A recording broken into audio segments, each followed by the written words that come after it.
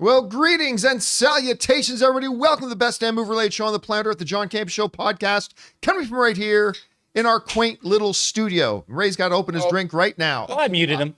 Oh, good. I'm, of course, your host, John Campea. I'm joined in studio by the aforementioned soda-opening Ray Ora. Good morning. Right beside him is Jonathan Voico. Good morning, everybody. And most importantly, you guys are here. Thanks so much for being here and making this little show part of your day. Here's how the show's going to go. We're going to start off by talking about, I believe, 6 predetermined topics that we've got lined up. Then after that, we're going to get into the most important part of the show in the second half, which is taking your live comments and questions. Now, if you have a comment, question, thought, or observation or theory about anything you'd like us to address, go ahead and use our tip link at www.streamelements.com/JohnCampea/tip. You can fire on in a question as long as it's appropriate for us to address. We'll address it in the second part of the show. By the way, the really good thing about the tip link is that you can use it anytime, 24 hours a day. So if you're one of our beloved viewers who watches the show when it's not live, and you've got a question you want to ask, it's like 3 o'clock in the morning, go ahead and use the tip link and fire it in, and we'll get around to it on the next episode. All right, guys. Hey, listen, before we get into our main topics, a couple things I want to touch on. A couple interesting things. One is, did you see Apple TV Plus put out their new sizzle reel? Yep. For the upcoming, next couple of months? Yep. They showed little clips of Silo season 2. Oh, nice. Severance season 2, Shrinking season 2, which I think is my favorite show on Apple TV Plus. Guys, I know a lot of you still haven't seen Shrinking with Jason Segel and Harrison Ford, but you got to watch it. It's so good. Then they were kind of teasing a bit more of that Brad Pitt, Wolves. George Clooney movie, Wolves, and then the Fly Me to the Moon, and the, what's the one about with Jennifer Connelly with the multiple dimensions? Oh, right. I want to see that too. Something Darkness, whatever. Dark Matter. Dark Matter. That's it. Yeah. It was a great little sizzle. And Jonathan, you kind of said something too after you watched that sizzle. What was it you were saying to me about it? I was just saying, number one, I thought it was kind of sad that they only gave Slow Horses a one little shot of. Right. But still, they gave it a shot. They gave it a shot. But anyway, Horses. no, I'm just saying, like, for the price, I know it's up to $10, but and I know it's rare that nobody has a streamer anymore, but let's just say theoretically, if someone said, I don't have a streamer, what streamer should I get?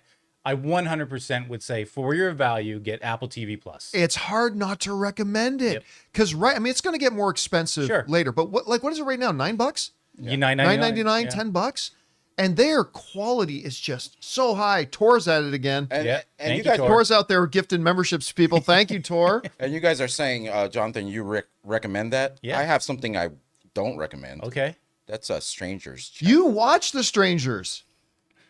And did you love that it? movie was so frustrating. The Strangers Chapter 1 has got to be the most frustrating movie. I was so angry, and I don't know. It was at the middle where I started cheering for the strangers. You started cheering for the murderers. I wanted these people to die. I mean, oh my God. It just made me mad. So, I watched something too. I watched Anne got back from her doctorate program getaway thing. Yeah. And so last night we had some time before bed and we thought, you know what, let's watch that new Hitman movie. Oh, yeah, okay. The new Glenn Powell one on Netflix. A lot of people are talking about. How was it? You know what? You remember Chris was talking about it. I found myself 100% agreeing with Chris, which is 3 things actually. 1, a nice little movie. Yeah. I don't think it's like, I don't give scores to films. If I did, I wouldn't say it's a 9 or a 10 out of 10, but it's a nice little movie. I enjoyed it. Second thing is, I think Chris was right. Terrible ending. Had a terrible ending. The ending made absolutely no logical sense, but whatever, that's fine. The movie overall is really enjoyable, and I do recommend that people check it out. But the third thing is, it really drives home, and Chris mentioned this on the show on Friday, this movie really drives home that Glenn Powell is a movie star. Like he's it. He's going to be a big movie star for a while. He can be funny and cool and serious and a bit of a dick like we saw in Top Gun. And I'll tell you what, watching The Hitman, which again, I do recommend you check out. I enjoyed watching it, has made me, Ray, more excited for Twisters. of course, you should be already. mean, yes, granted, but this has made me more excited. I am for not it. excited for Twisters, Why? but I am excited for Glenn Powell's career. Why though? I understand not being excited for Twisters. Oh, where do I start? I mean, dude, like natural disaster movies are so Yeah, fun. from the 90s. Are usually, Oh. Dude, have you seen like It's going to be spicy in here today. I thought it was pretty cool as far as marketing for the Hitman. I don't know if you ever you're familiar with like Larry H. Parker and Sweet James, like the lawyer. Oh yeah, who do their They were stuff. doing Sweet James and Larry H. Parker knockoffs for the Hitman in LA. Really? Billboards. Oh my Yeah, god. it was great. Well, the movie's pretty good. I do recommend you check it out. And my condolences to all the LA Laker fans out there because the coach turned down the job. UConn coach announced today that he's turned down the Lakers job to be their head coach. 6 years, $70 million. They offered him, but he's going to go chase a third title in UConn. Anyway, all that down, guys. Let's jump into it, shall we? And let's get things started with this. Now, obviously, the Emmys are the number one. That's the Oscars for the television world, right? But the second most important one, award ceremony for television, is the TCAs, the Television Critics Association. That's the next big one that come out. And today, the TCA has announced their nominees. Now, they do their nominations a little bit differently. Like they call the thing Best Program of the Year. They don't have Best Actor or Best Actress. They just have Best Performance and stuff like that. And there's a couple of really nice ones that I was expecting and glad to see, but a couple of nice surprises too, including a couple of nice big nominations for X-Men 97. All right, let's go over and take a look at some of the nominations. For Program of the Year, overall Best Show of the Year. So they have Best Drama and Best Comedy, I think, but then they also have just one category that's just overall Best Program of the Year. Yeah. Their nominations are Baby Reindeer, The Bear, Hacks, Reservation Dogs, Ripley, and the winner is Shogun. So Shogun gets on there. I think it's the hands down favorite to win it this year. But of course, The Bear is great. Oh, yeah. People love Hacks. Baby Reindeer made a huge impact this year. So those are your nominations for Best Program. All right. Now we get into some of the specifics. Outstanding Comedy, Achievement in Comedy. Abbott Elementary, The Bear, Girls 5 Eva, which I've never seen a single episode of, I must confess. Just the name. I don't even know what it's. I have no idea who's in it. I don't know what it's about. I've just heard it before. I'm like, this was definitely not made for me. Yeah. I'm not trashing the show. I've never seen it. I'm just saying clearly it wasn't made for me. That title was not made for me. Hacks, Reservation Dogs, and We Are Lady Parts. Now, considering only one of these shows is also nominated for Best Program, it would be weird for The Bear not to win Best Achievement in Comedy, but to get nominated. But who knows? Who knows? Maybe it's obviously between The Bear and Abbott Elementary, probably. Right. Anyway, Best Outstanding in Drama. Baby Reindeer. Fallout. Nice. Fallout got nominated for Best Drama. Fargo, Ripley, and the winner is Shogun and True Detective Night Country. I'm really glad because I know True Detective Night Country had its detractors, but I watched it. I thought it was wonderful. I'm like, I don't think it's as good as True Detective Season 1, but I thought it was wonderful. Good to see it on there. So those are your things for Best Drama. Outstanding Achievement in Movies, Miniseries, or Specials. Baby Reindeer, The Fall of the House of Usher, which I thought was great. Fargo, Fellow Travelers, Ripley, and Robert Downey Jr.'s The Sympathizer. Under Best New Program, Baby Reindeer. This is stacked. This category is stacked. Baby Reindeer, Fallout, Mr. and Mrs. Smith, Ripley, and the winner is Shogun and X-Men 97. X-Men 97 gets nominated up there with Shogun. With all of that. And Baby Reindeer and Fallout. I mean, it's good for them. Disney needed to win.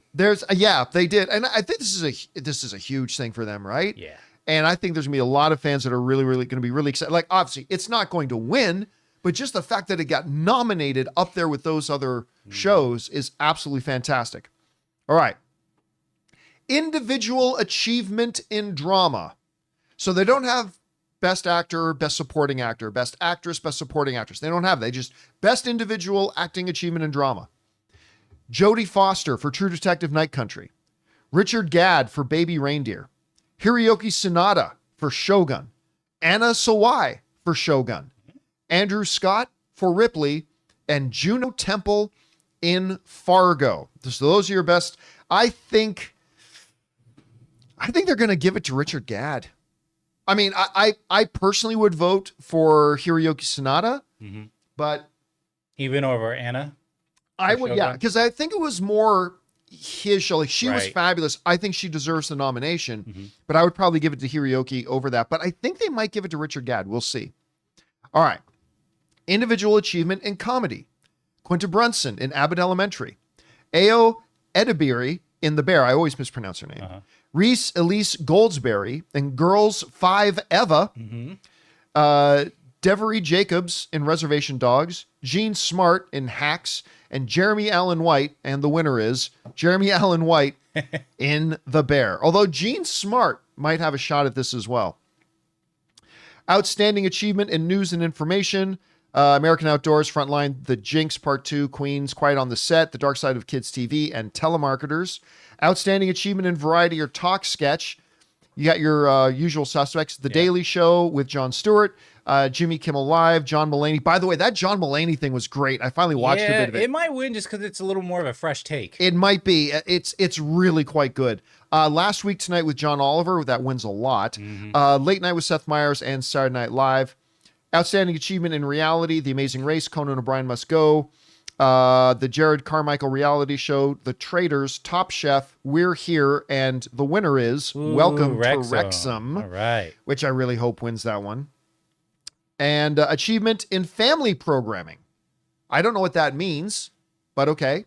Achievement in family programming, Doctor Who, Heartstoppers, My Adventures with Superman, Percy Jackson and the Olympians, Renegade Nell, and another nomination for X-Men 97. I'm guessing it's like no language and... Yeah, maybe. Yeah, PG. Yeah. Strictly PG sort of thing. Then we get outstanding achievement in children's programming. Bluey. Yep. The winner is... The winner is Bluey. And then no one else. And then nobody else that we even need to bother talking about. But this is interesting. FX leads the way with Netflix with the most nominations with 16. HBO Max got 13. And then a big drop down. Disney Plus got 6. The only network up there is ABC. They got 3. Oh, no, NBC has 2. Well, sorry, I mean up there. Oh, up there near there. ABC got 3. PBS got 3. Prime Video got 3, Apple TV Plus got 2, NBC got 2, Peacock got 2, Adult Swim, Bravo, Comedy, ID, Nat Geo, and Showtime. Between Disney Plus and Hulu, though, Disney's taking it the most, you know? So that's what, 6 and 16? So... Oh, both... Disney, Disney Plus and because FX, because it's all under Disney Plus. Yeah. Right. So they got 22 nominations. Yeah. So good for them. Congratulations to them. A lot of that. It is Shogun's year. And I expect that when the Emmys roll around as well, it's going to be Shogun's year. I mean, Baby Reindeer's made a big splash, but I think this is great. But how great is this again? Let's just circle back to this for the fans of X-Men 97. Because we've seen in the last couple of years, genre television starting to get some big nods. We saw Andor get nominated for Best Drama Series at the Emmys. We saw The Last of Us get nominated for Best Drama Series at the Emmys. We've been seeing big awards. And for, again, the category being Best, what's it called? Best New Show, New Program. Right. For X-Men 97 to be up there and be mentioned and nominated alongside of Baby Reindeer, Shogun, again, big props to Fallout. Another big genre kind of thing being up there too. So it is going to be interesting. I believe the awards are in July. They're going to actually announce the winners in July. We'll talk about it then. Anyway, guys, question is for you. What do you think about this? Shogun getting all the big nominations. X-Men 97 popping up there. Fallout getting some big nominations as well. Or will this quietly become Baby Reindeer's year? Whatever you guys think, jump down to the comment section below and let us know your thoughts. All right, guys. With that down, let's talk about this, shall we? Don't know if you've heard, But there's a new Deadpool movie coming. Really, John? You've never talked about it on this show. I know. We might be guilty of sweeping this movie under the rug, not talking about it a lot. But There's that one guy, Ryan, Ray, Canadian kid. Yeah. Canadian guy. There's a lot of those guys. So I can't keep up. So many Ryans. Ryan Gosling. That's it. Well, another good Canadian Ryan, actually, is Ryan Gosling. So we got a new Deadpool movie coming and a lot of stuff coming out. We're going to be talking a little bit more about Deadpool a little bit later on the show. But as has kind of become a trend, each individual movie theater chain seems to get their own specialized exclusive poster. So some new Deadpool and Wolverine posters have come out. And this one's here. Bring the ones up on your screen there. Full screen kind of there. So we've got our Full shot. 4DX. Which chain is 4DX again? 40X is Regal. Is Regal? That's the Regal one. Okay. So we've got the 4DX one. I like, again, go to mine for a second. This is great. Just get the look on. I love the look on Wolverine's face. All right, what was the next one we had? Then we got Real 3D, which I will not be seeing in it. Real 3D, which again I will also not be seeing in it. Real a little more 3D. A little more of a buddy cop, buddy road movie. Yeah. Kind of vibe to that one. Yeah, and then Screen X. Screen X, which is what, Cinemark? That might be Cinemark. That might be Cinemark. But that's more. So Screen X is like Dolby Cinema, right? That's what that competes with. It's not competing with 40X. Right. So I would say out of the three we've looked at so far, the Screen 40X. X, Screen X is Regal and Cinemark. Okay, so that's Real and Cinemark. Okay. So that's like their Dolby. Yeah. So I would say between the 40X, the Real 3D, and the Screen X one, I like this Screen X one. I like it too. Actually, go to mine for a second so we get a little bit more blown in there. I just like that you got Deadpool's leg is literally on fire, Wolverine's arm is on fire, and you got Dogpool in the middle there. So I like that one. Yeah, but that brings up what I think is my favorite new poster. Fandango, huh? The Fandango one, this is very reminiscent of the original Deadpool movie when the teaser was coming out and Deadpool, remember the quote unquote leaked thing that got Deadpool made? He's standing there drawing. This is pretty reminiscent of that. And of course you got Dogpool in the back seat. July 26th, which is really July 25th, which means we are 1 month and 15 days away. We're about 45 days away now. Nice. How many days are in June? 30 or 31? 30. 30. Okay, so we're 35 or 45 days away now. I feel like I should put up one of those Christmas calendars. We got a little candy on each day counting down. Take it out. I mean, look, obviously I'm so excited for Deadpool and Wolverine. The marketing is just starting to ramp up. They obviously just put out a new little teaser, which we're going to talk about in a little bit here. But out of the ones we just saw here, Ray, which one's your favorite? You're the graphic guy. Which one's your favorite out of these? I gotta say the drawing one has some novelty to it that I really like, but I do like the Screen X one. Yeah, that's the dog's in there. Yeah.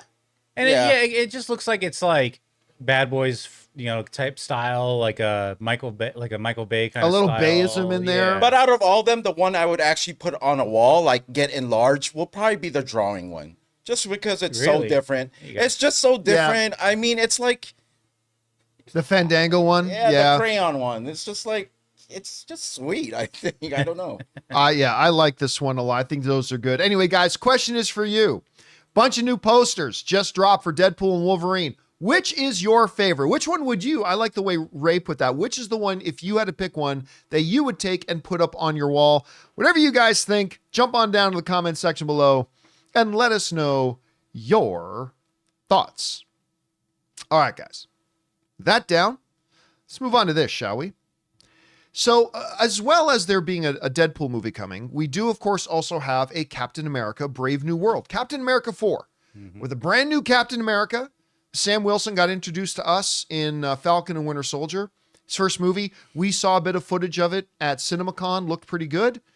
Kevin Feige said we're kind of making this one more along the lines of Captain America Winter Soldier. That's a little more grounded, more of a political thriller kind of an idea. No dimension hopping or aliens invading in this one, all that kind of stuff.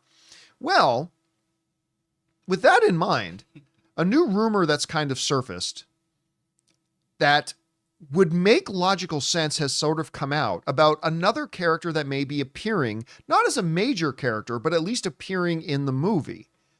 The folks over at Cinema Blend wrote this. Take this with a grain of salt for now, but according to Atlanta Filming, the source that snapped pictures of Giancarlo Esposito's standing in the Brave New World set, remember we talked about those photos the other day, Benedict Wong will reprise Wong. It's kind of weird that Benedict's name is this character's name. Benedict Wong will reprise Wong, Even try. the main MCU reality Sorcerer Supreme, in what will end up being the 35th of the Marvel movies in order. This would be Wong's 7th time playing the character on film and 9th overall MCU appearance, as he also reprised Wong the Sorcerer for an episode of the animated series What If? I don't think that should count. And as a special guest star in She-Hulk Attorney at Law. He was one of the best things in that terrible show. I really liked him in it. Both shows, like the majority of MCU content, can be streamed with a Disney Plus subscription. All right. So let us keep in mind that this may not be true. Okay, so this is not coming from the Hollywood Reporter. This is not coming from Deadline or Variety. So, but for the sake of the discussion, just for a moment, let's operate on the assumption that it is true. Just for a moment, understanding that there's a good chance it may not be. Assuming it's true for a minute, this would make perfect sense, right? Wong has been popping up all over the place. Mm-hmm. He is the Sorcerer Supreme in the MCU universe. Kevin Feige recently joked, but it rang with some truth to it, that the MCU is now the WCU. Mm-hmm. It is the Wong cinematic universe. Also, in the footage they showed us at CinemaCon, they might have put this out online now. If not, it's definitely been talked about online. In one of the scenes they showed us at CinemaCon, Harrison Ford's President Ross, yes, Thunderbolt Ross is now president. He's talking to Sam and he says to Sam, I want you to help me to put the Avengers back together again. Kind of answering a question about where are the Avengers right now?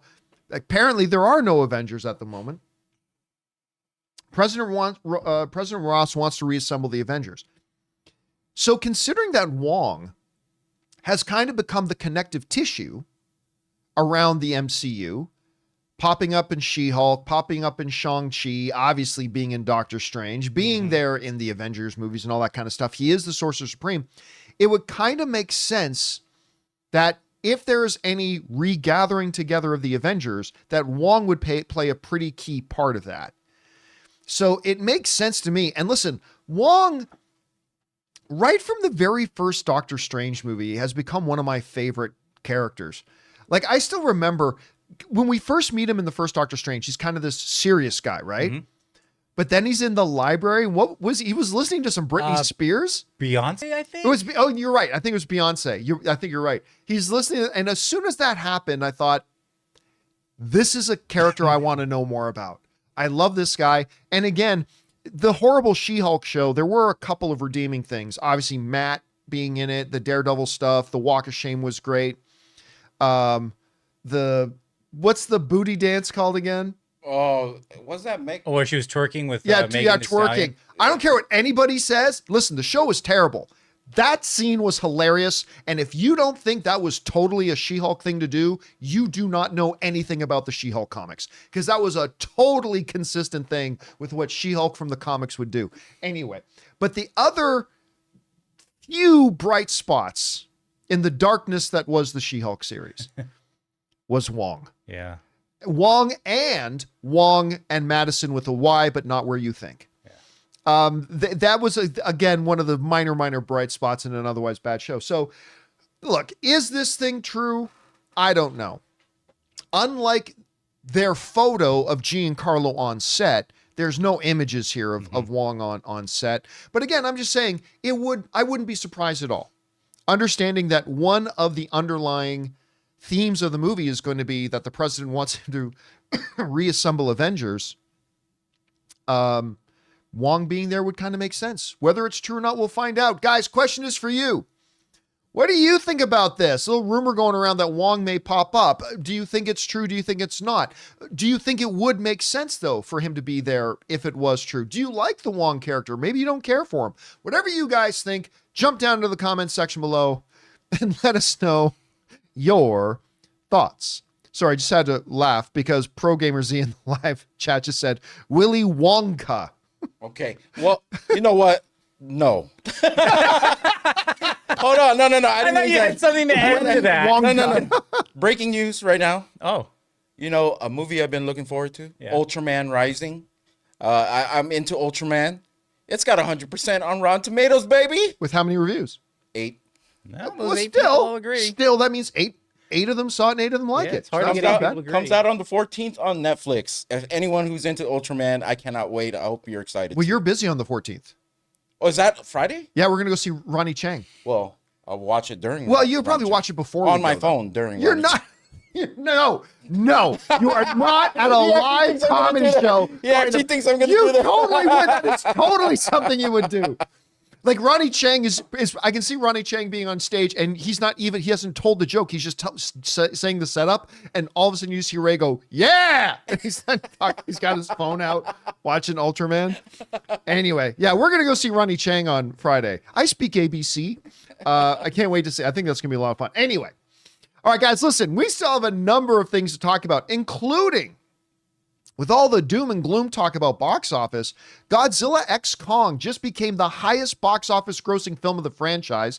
Lady Deadpool has appeared in the newest teaser, but there's a lot of debate going on about who's going to be playing it. And Bad Boys, Ride or Die, shattered its box office expectations. We're going to talk about that and a few things more. But before we do, we're going to take a quick second and thank one of the sponsors of today's episode of the John Campea Show podcast, our friends at Miracle Made.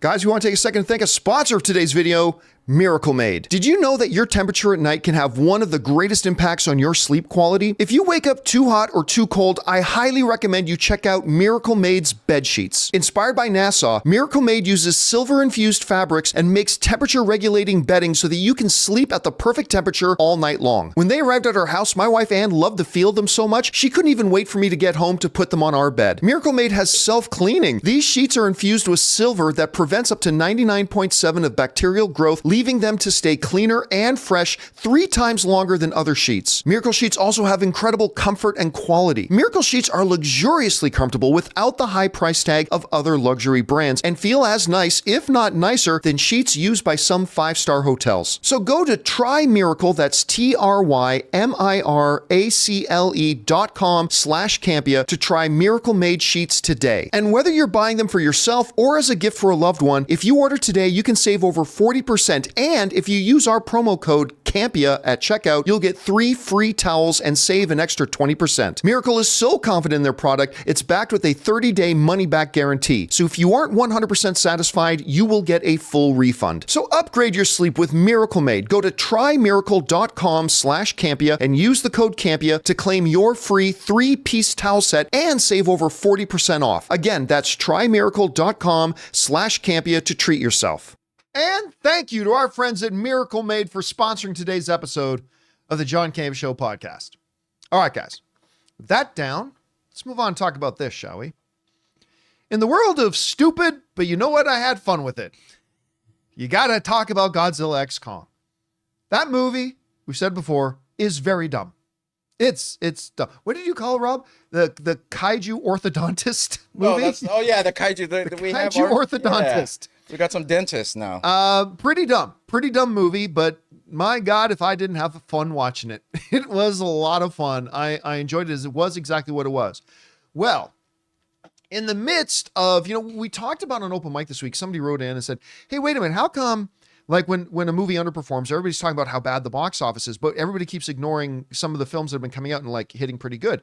Case in point, Godzilla X Kong, as it has just crossed the threshold and now become the highest grossing movie of all 5 of this Monsterverse franchise. The good folks over at Deadline pointing this out, Godzilla X Kong, The New Empire, Adam Wingard's movie, becomes the highest grossing in Legendary's Monsterverse with a 570 worldwide box office. Said this, in a global box office that's still licking its wounds from the creative strikes, here's something to scream about. Godzilla x Kong, The New Empire, is the highest grossing movie in the legendary and Warner Brothers Monsterverse franchise at $570 million. That beats the previous Monsterverse champ, 2017's Kong Skull Island, which stomped to a $568.6 million.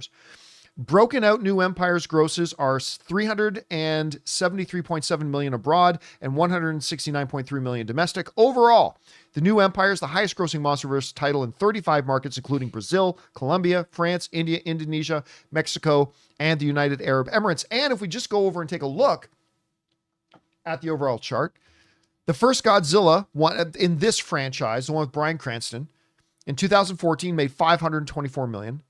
Kong Skull Island was the highest grossing of all the Monsterverse, of course, because it's Kong and Kong is king. Made $568 million. Godzilla King of the Monsters made the lowest of the amount, came out at $387 million. And then Godzilla vs. Kong, which, remember, was released right as we were putting movies back in theaters after the pandemic, and it was a day-and-day release on HBO Max, still made $470 million. And of course, now Godzilla, The New Empire, is the new champ at 567, crossing now the $570 million mark as of today. It would have made more. I mean, like 2 weeks ago, I was looking to see if they still had it in 4DX. Because for some reason that day, I felt like watching this movie again. That's And not only if it was in 4DX. that's not I going to be just a wanted premium to, screen. you know, but I'm saying like Jonathan hasn't even watched it yet. So Okay, why you got to call me out, I'm bro? just saying he was enamored when I was watching clips on YouTube of like scenes in there. Enamored I of mean, how it's high a he fun could movie. jump. The clips are so fun to watch. I mean, I still remember when we went to go see the movie, it was you, me, and Ryan, right? Yeah, Went to go see. I just remember us laughing a lot. Yeah. In it, especially at a certain number. It's like, what? Okay. I mean, like, it's so much fun. And look, it goes to show again that I've been saying this for a while. We've been saying this since 2023. I remember we talked about this on Open Mic this week, but me and Rob talked a lot in 2023 about how, listen, guys, the first half or more of 2024 is going to be rough at the movie theaters, because with the strikes, production shutting down, and even projects that were done and like big tentpole projects that were supposed to come out in the first half of this year, getting bumped and pushed out. Listen, we're accustomed to having 3 or 4 new wide releases coming out, like prior to the pandemic, 3 to 4 new wide releases coming out every single week. And we were getting up to that point again when the strikes happened. And this year, we've literally gone 2 to 3 weeks sometimes without a new wide release coming out. It's like, so that's why some films like #1 at the box office for the 4th week in a row, because nothing else came out. But even in the midst of that, there have been some big hits. Godzilla and Kong is a good example of that. We're about to talk about another one here in a second. That's why I've been saying for a while, to really get a feel for how the box office is doing, we're going to have to wait till we have the second half of the year, because that's when we're getting Inside Out 2, Despicable Me 4, Deadpool and Wolverine, Joker 2, Moana 2. Like, let's see how those come out and see how we really do. But even in the midst of this dry, desolate wasteland that we've had at the box office the last few months, still getting little wins like this. And it makes me understand even a little bit more, because some of you guys may remember we talked about this story the other day. Adam Wingard is not going to be returning to do the third film, the third Godzilla Kong film, because he's committed to do a film with A24 called Onslaught. And Legendary, the company behind these movies, has just said, we don't want to wait. Because I think that's what Adam Wingard was hoping, that they would wait for him to finish with this next Onslaught movie and then do another one. But they're like, listen, the iron's so hot, we want to do another one. And I kind of wondered if maybe they should wait for Adam, but this makes the decision even more wise, I think. You want to keep this ball rolling. And congratulations to those guys, Adam Wingard, Legendary, Warner Brothers, for this. It's a big deal, especially right now, making over $500 million like that, closing in on $600 million. So well done to them. Question is for you guys. What do you think about this? Godzilla x Kong has clawed its way to being the #1 box office film of this whole Monsterverse so far. Now, the Monsterverse hasn't been the MCU making billion-dollar films, but to see it break its own record, pretty encouraging to see. Whatever you guys think, jump down into the conversation below and let us know your thoughts. What else? Adam Wongard. Moses Perez in live chat, Adam Wongard. I love it. I love it. I don't care. Ray's rolling his eyes so hard right now, but I don't care. Okay, go. All right. With that down, guys, let's move on to this, shall we? We already talked a minute ago about the fact that we are, of course, getting a new Deadpool movie is coming, which is great. Very excited for it. And a new little teaser has popped out. Now, we've actually had 3 or 4 trailers or teasers for Deadpool, but it really feels like we've had one because most of these spots coming out Recycled. is just recycled material from the stuff we've already seen, kind of highlighting what Kevin Feige and Sean Levy told us at CinemaCon, that we are desperately trying to market this movie without showing you anything. Because they're like, this movie, they said, is like wall to wall what many people would be considered huge, surprising spoilers. So he said, we're trying to market it without showing much. And I think they've done a good job, right? We've gotten a sense now about what the story is about. Deadpool's reality is at risk. To save it, he needs to team up with Wolverine, who apparently failed to save his own reality. We've got Charles Xavier's twin sister in there kind of acting as the foil, and they have to try to save his world. Okay, that's what I needed to know. That's what the movie is basically about. But in a new spot that came out in the last couple of days, keen-eyed viewers, because it happens fast. Yeah, real fast. Real quick. Notice this shot. Lady Deadpool. That's it. And we don't see anything above this. We just see the boots for Lady Deadpool. Of course, for those you don't know, Lady Deadpool is a Deadpool variant from another reality in the Marvel comics. I think it's like Earth 3030 or something like that. At any rate, it's going to pop up in there. A lot of people excited to see that. But it has caused what many people, like the folks over at Total Film, are saying the latest Deadpool 3 footage teases Lady Deadpool, and the fans are already theorizing over who's in the suit. So look, a lot of theories about who could be in the suit. A lot of actresses' names have come up. But what it really comes down to is 2 names. 2 people are wondering who it's going to be. And I'm actually going to write this in. Who is Lady Deadpool? The 2 names that keep coming up are Taylor Swift and who is, Blake Lively. Taylor Swift and Blake Lively. Because now, ever since Taylor Swift was hanging out at the NFL game in the private box, and she had Sean Levy and Hugh Jackman and Ryan Reynolds and Blake Lively all in there, there's been a lot of reporting and speculating that Taylor Swift is going to be. Now, the prominent theory for Taylor Swift is that she will, A, be in the movie. Obviously not a major role, but will pop up in the movie. Now, most people seem to think she might be Dazzler. But once the Lady Deadpool glimpse happened, we got a lot of people online now believing that that's who Taylor Swift is going to be. Again, it's probably going to be like a 1-minute thing in the movie, maybe 2, but a lot of people think it might be her. The other prominent theory is the one that to me makes more sense, is Ryan Reynolds' wife and fabulous actress in her own right, Blake Lively, which would make a lot of sense. Now, the one thing that works against this is that Ryan and Blake have said before that one of the main unshakable rules they have in their marriage to make their family, their careers, and everything work is that they have a rule that only one of them is doing a movie at a time. Only one of them doing a movie at a time.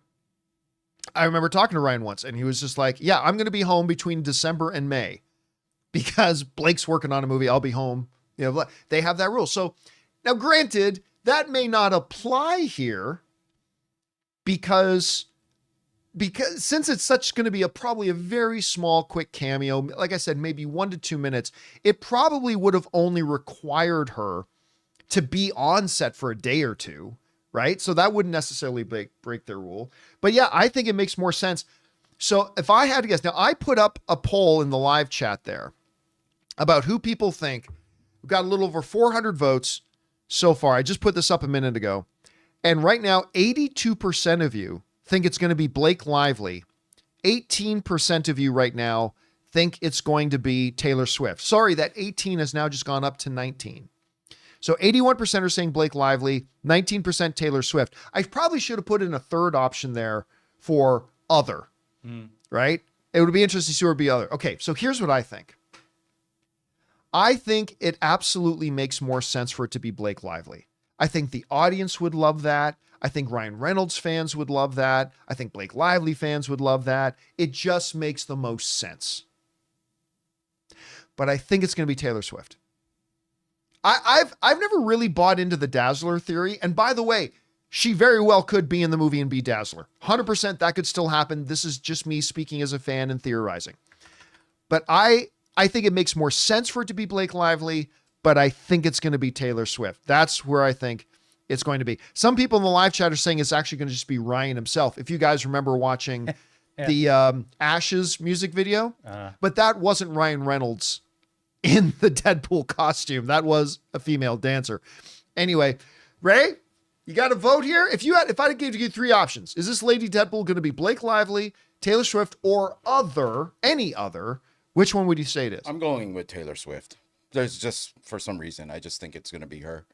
That's what, maybe with even like a little cut of one of her songs, popular songs, when she makes that entrance. I don't know. I just think it's going to be Taylor Swift. I don't know why.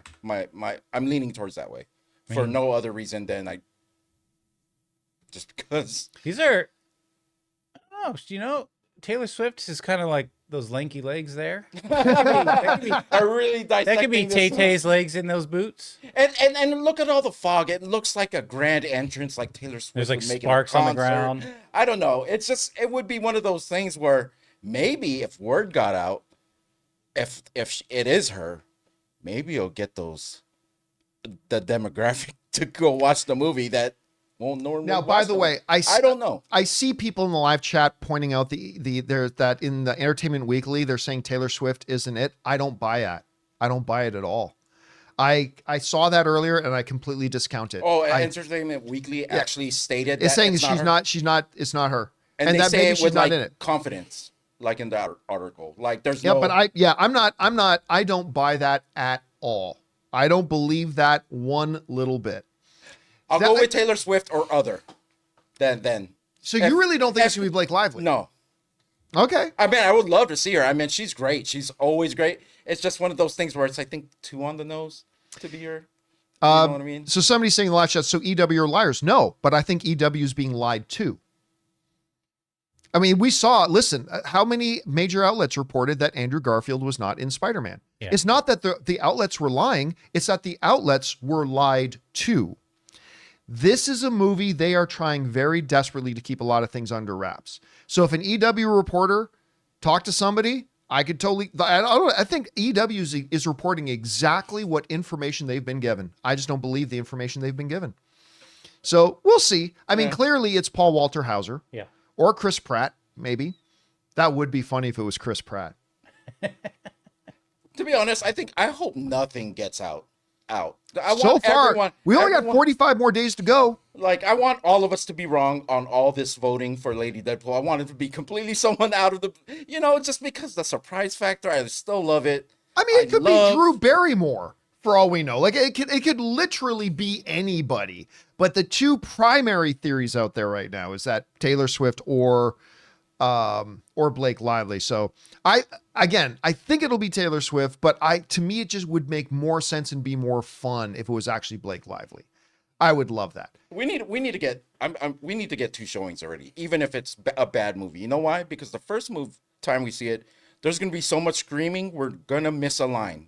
So the second viewing would be where we actually pay attention. Ann and I already have 2 tickets for first day. We're gonna see the movie, exit the theater, refill the popcorn, go right back into the theater and watch it again. So I'm already set. I'm ready to go. Question is for you. What do you think about that, guys? Whose legs did we see in that Lady Deadpool shot? Whatever you guys think, jump down to the comment section below and let us know your thoughts. All right, guys.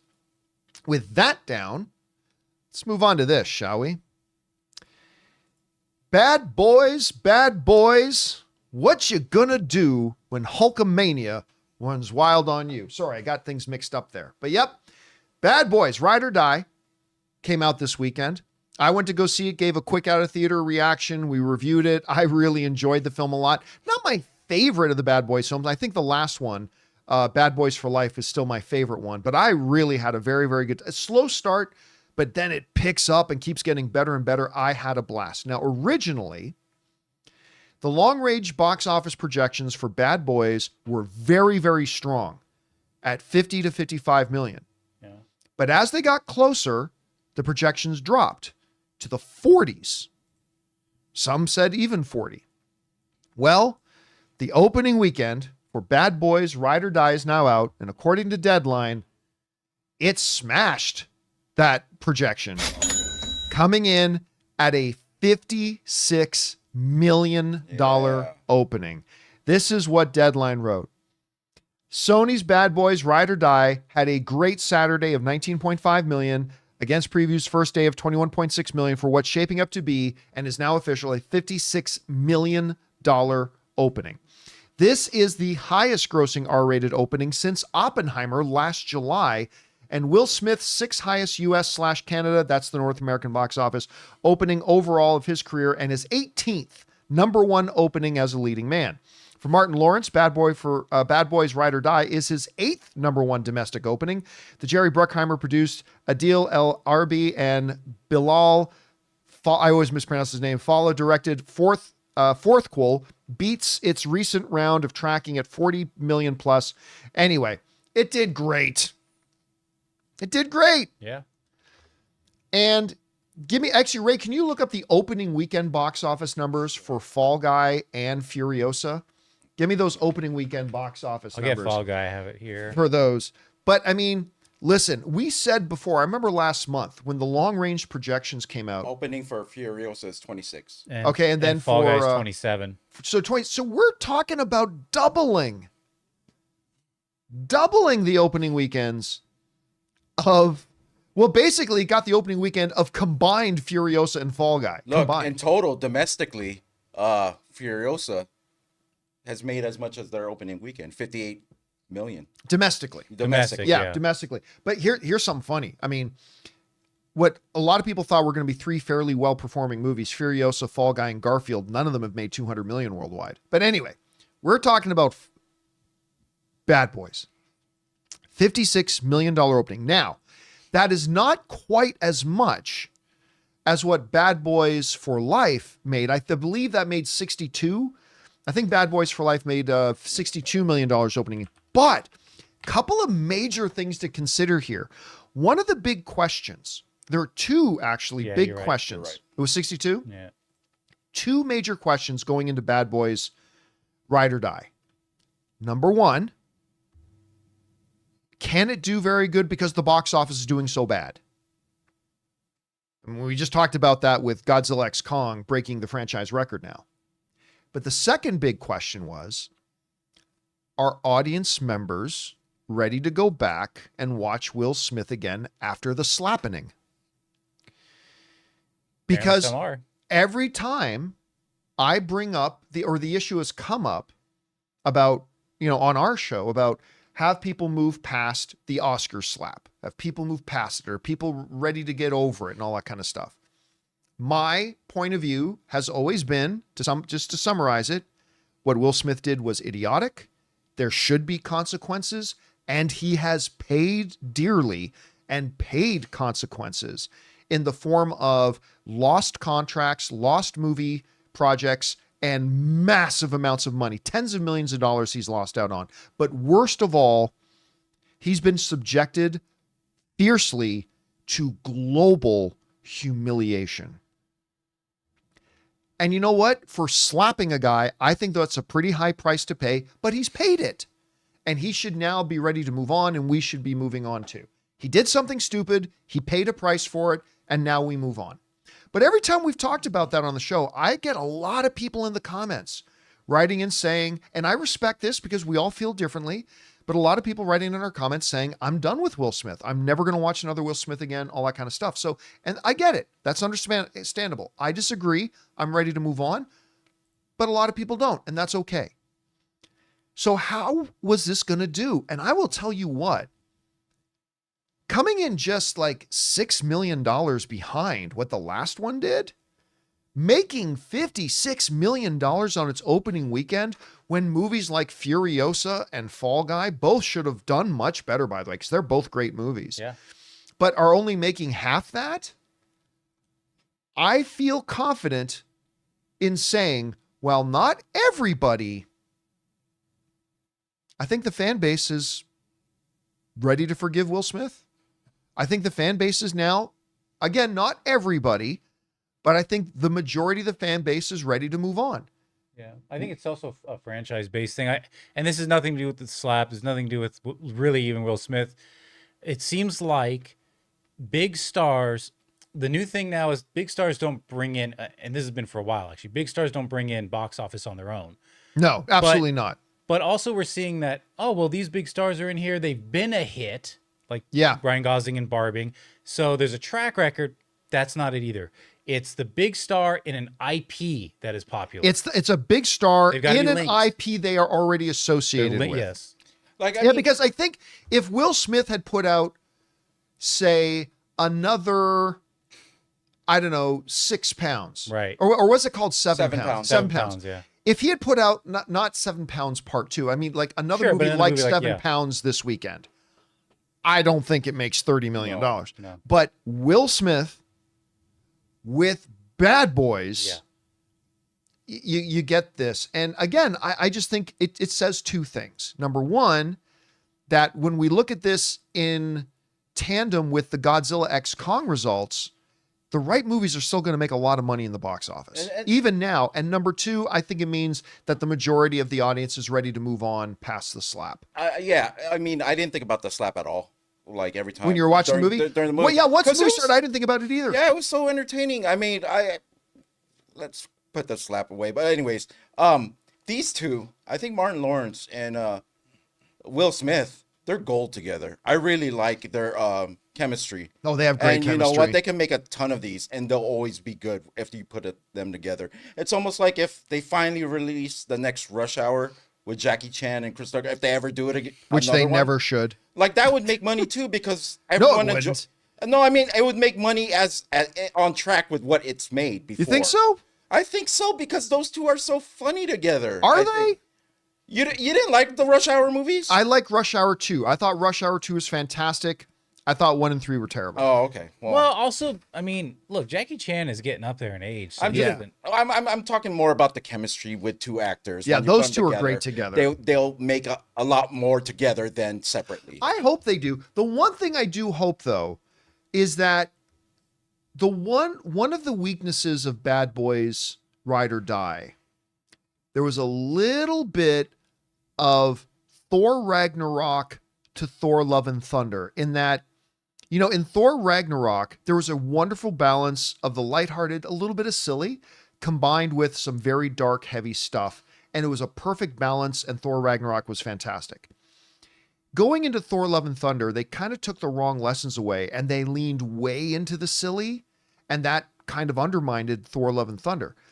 The first act, I think, of Bad Boys Ride or Die, I started to feel was a little bit like Thor Love and Thunder. They were leaning into the little too silliness of it. They started to get into some supernatural kind of thing. And it just like, this doesn't feel like Bad Boys. This feels more like Thor Love and Thunder. But then once you get to the close of the first act, then it felt like it got back into its right rhythm. It got back into its balance. It got back into that fun, silly, but not too silly, action-packed kind of thing. And by the end of the movie, I just loved it. And the action was great. I think after 4 John Wicks, we all got used to like all this gun fu, whatever they call it. Gun fu, yeah. And like maybe it will just get old, but they did things that were so entertaining in their action sequences that it was it was not comparable to anything else. Yeah, From what I've seen. and they can do more. I'm just saying, if you do another Bad Boys or two, just make sure you reel in the going too silly, like they started to in this one, but then kind of recovered. Yeah, there was a little too much Martin Lawrence at one point when I was watching it. I was like, that joke didn't hit. Like they were shoving the one-liners from Martin Lawrence a little too much, where some worked, some didn't. But towards the end, everything worked. And yeah. Again, it started weak, got better as it went. And again, a $56 million opening. I think this is tremendous for them. I think it shows that the audiences were ready to go back to Will Smith movies again. I think it shows that you put the right movie out right now at the right time. It can be a huge success. And this bodes well, I think, for all the movies coming out. Because we got some great ones coming out. I mean, this week, in a couple of days, we're going to go see Inside Out 2. Yeah, I'm seeing it on Thursday. Which they're saying that could be a $70 to $90 million opening. Wow. Think about that. And then Sony has their other big film coming out later, is Venom, right? That's later in the year, though. Yeah, that's later. That's Craven still coming out this year? Craven's still coming out near the end of the year. So Sony's got some stuff in the Yeah, I don't think Craven's going to be doing Bad Boys numbers. No. Yeah, I mean, I hope it's great, but we'll see. Anyway, question is for you guys. What do you think about this? Bad Boys, Ride or Die, just had an incredible opening weekend, especially consider so many of the question marks that were floating around it. Coming in at $56 million, blowing past the expectations and projections. Did you guys have a chance to see it? What do you think? Are you surprised it made this much? Maybe you're not surprised at all. Whatever you guys think, jump down into the comment section below and let us know your thoughts. All right, guys. With that down, we're now going to move on to the most important part of our show, which is taking your comments and questions. But before we do, we're going to take a quick moment to thank another sponsor of today's episode. I'm wearing them right now, our friends over at The Perfect Jean. Hey guys, we want to take a second to thank a sponsor of today's video, The Perfect Jean. Guys, are you tired of the rough and rigid jeans crushing your boys? Well, today's sponsor, The Perfect Jean, finally solved all of your denim difficulties. They make great looking, perfect fitting jeans that are as comfortable as sweatpants. The secret? A special denim fabric that is super soft and has the perfect amount of stretch so you can squat, do yoga, or just sit around all day without ever having to take them off. I'm going to admit I was a little bit skeptical because to me, jeans have always been jeans. They're practical, but not always the most comfortable. But I'm telling you guys, it's not an exaggeration. Once I put on these jeans, The Perfect Jean redefined what jeans can be to me. They're the perfect fit, they stretch, they breathe, and again, they're just insanely comfortable. So guys, it's finally time to stop crushing your balls in uncomfortable jeans by going to theperfectjean.nyc/Campea15. Our listeners get 15% off your first order plus free shipping, free returns and free exchanges when you use code Campea15 at checkout. Again, that's 15% off for new customers at theperfectjean.nyc/Campea15 and use the code Campea15. After you purchase, they'll ask you where you heard about them. Please support the John Campea Show and tell them we sent you. And thank you to our friends at The Perfect Jean for sponsoring today's episode of the John Campea Show podcast and literally giving me the most comfortable pair of jeans I've ever had. All right. Guys, it's time to get to the most important stuff. Taking your thoughts and observations. Jonathan, what we got up first? We got Dennis with a three-parter who says the senior Jedi and Acolyte are starting to seem incompetent. Vernestra lets Osha, a civilian with a conflict of interest, get involved in tracking down May. Then Sol tells Yord not to allow fear to affect his judgment, while Sol's judgment are clearly affecting, or his fear is clearly affecting his judgment. Yord seems like the only one trying to follow procedure, but keeps getting shut down. Then Sol, who can clearly completely restrain May with the Force, doesn't, and allows May the opportunity to escape. Vernestra then calls Sol back to Coruscant for a meaningful discussion instead of dispatching him to intercept May on her way to kill Kelnaka on Kofar. The senior Jedi are either incompetent or this is contrived, lazy writing to extend the plot. You're completely wrong about a couple of things. Number one, you're overlooking, like you're leaving out a lot of things very conveniently here. Now, again, I am not someone who's a big fan of this show so far. I think it shows promise and potential, but it's not there yet. So I'm not some big Acolyte defender by any stretch, but you're overlooking some major factors here. The whole thing about May Like bring up the question again. I just want to make sure I get their wording right here. Sure. So let me Let's go go down to here. part 1 there. That Venestra lets OSHA, as a civilian in conflict of interest, get involved in tracking down May. Well, that actually made several issues of perfect sense. Number 1, she would be very helpful in that. But number 2, it's Soul. Like, Soul knows OSHA. Soul was his Padawan. He knows her. He trusts her. Like, that's not a minor thing. That's a very, very major thing. So that makes no sense whatsoever. But the whole thing about that last part was very, very important. The part about how they weren't ready to authorize him to go and investigate because they need to discuss it first, right? This is very reminiscent of in Ahsoka when I thought the same thing. yeah, when they were like, hey, we followed up this lead. We've got evidence that they've got this thing. We need to go to it. No, we don't think you should go investigate. We can't waste resources, right? It was very reminiscent of that. I think the reason it's important here is that one of the goals, I think, of the Acolyte, and this has been talked about a lot, is to show the vulnerability, the growing vulnerability, the growing bureaucracy, the growing flaws within the Jedi Order itself, which ultimately, 1 century later down the line, leads to its downfall. The pompousness of the Jedi, the arrogance of the Jedi even, that sometimes certain things usurp what would be common sense. Was it dumb for them to restrict Soul from going off and pursuing this? Absolutely it was. But that's not lazy writing. That's the point that they're making. The point that they're making here is that the Jedi had become flawed in this way that will eventually lead to its downfall. It's frustrating to see, but it is the thing that they're trying to get across. And again, I am not a big supporter of the Acolyte at this point. Again, I thought the first 2 episodes were a mixed bag.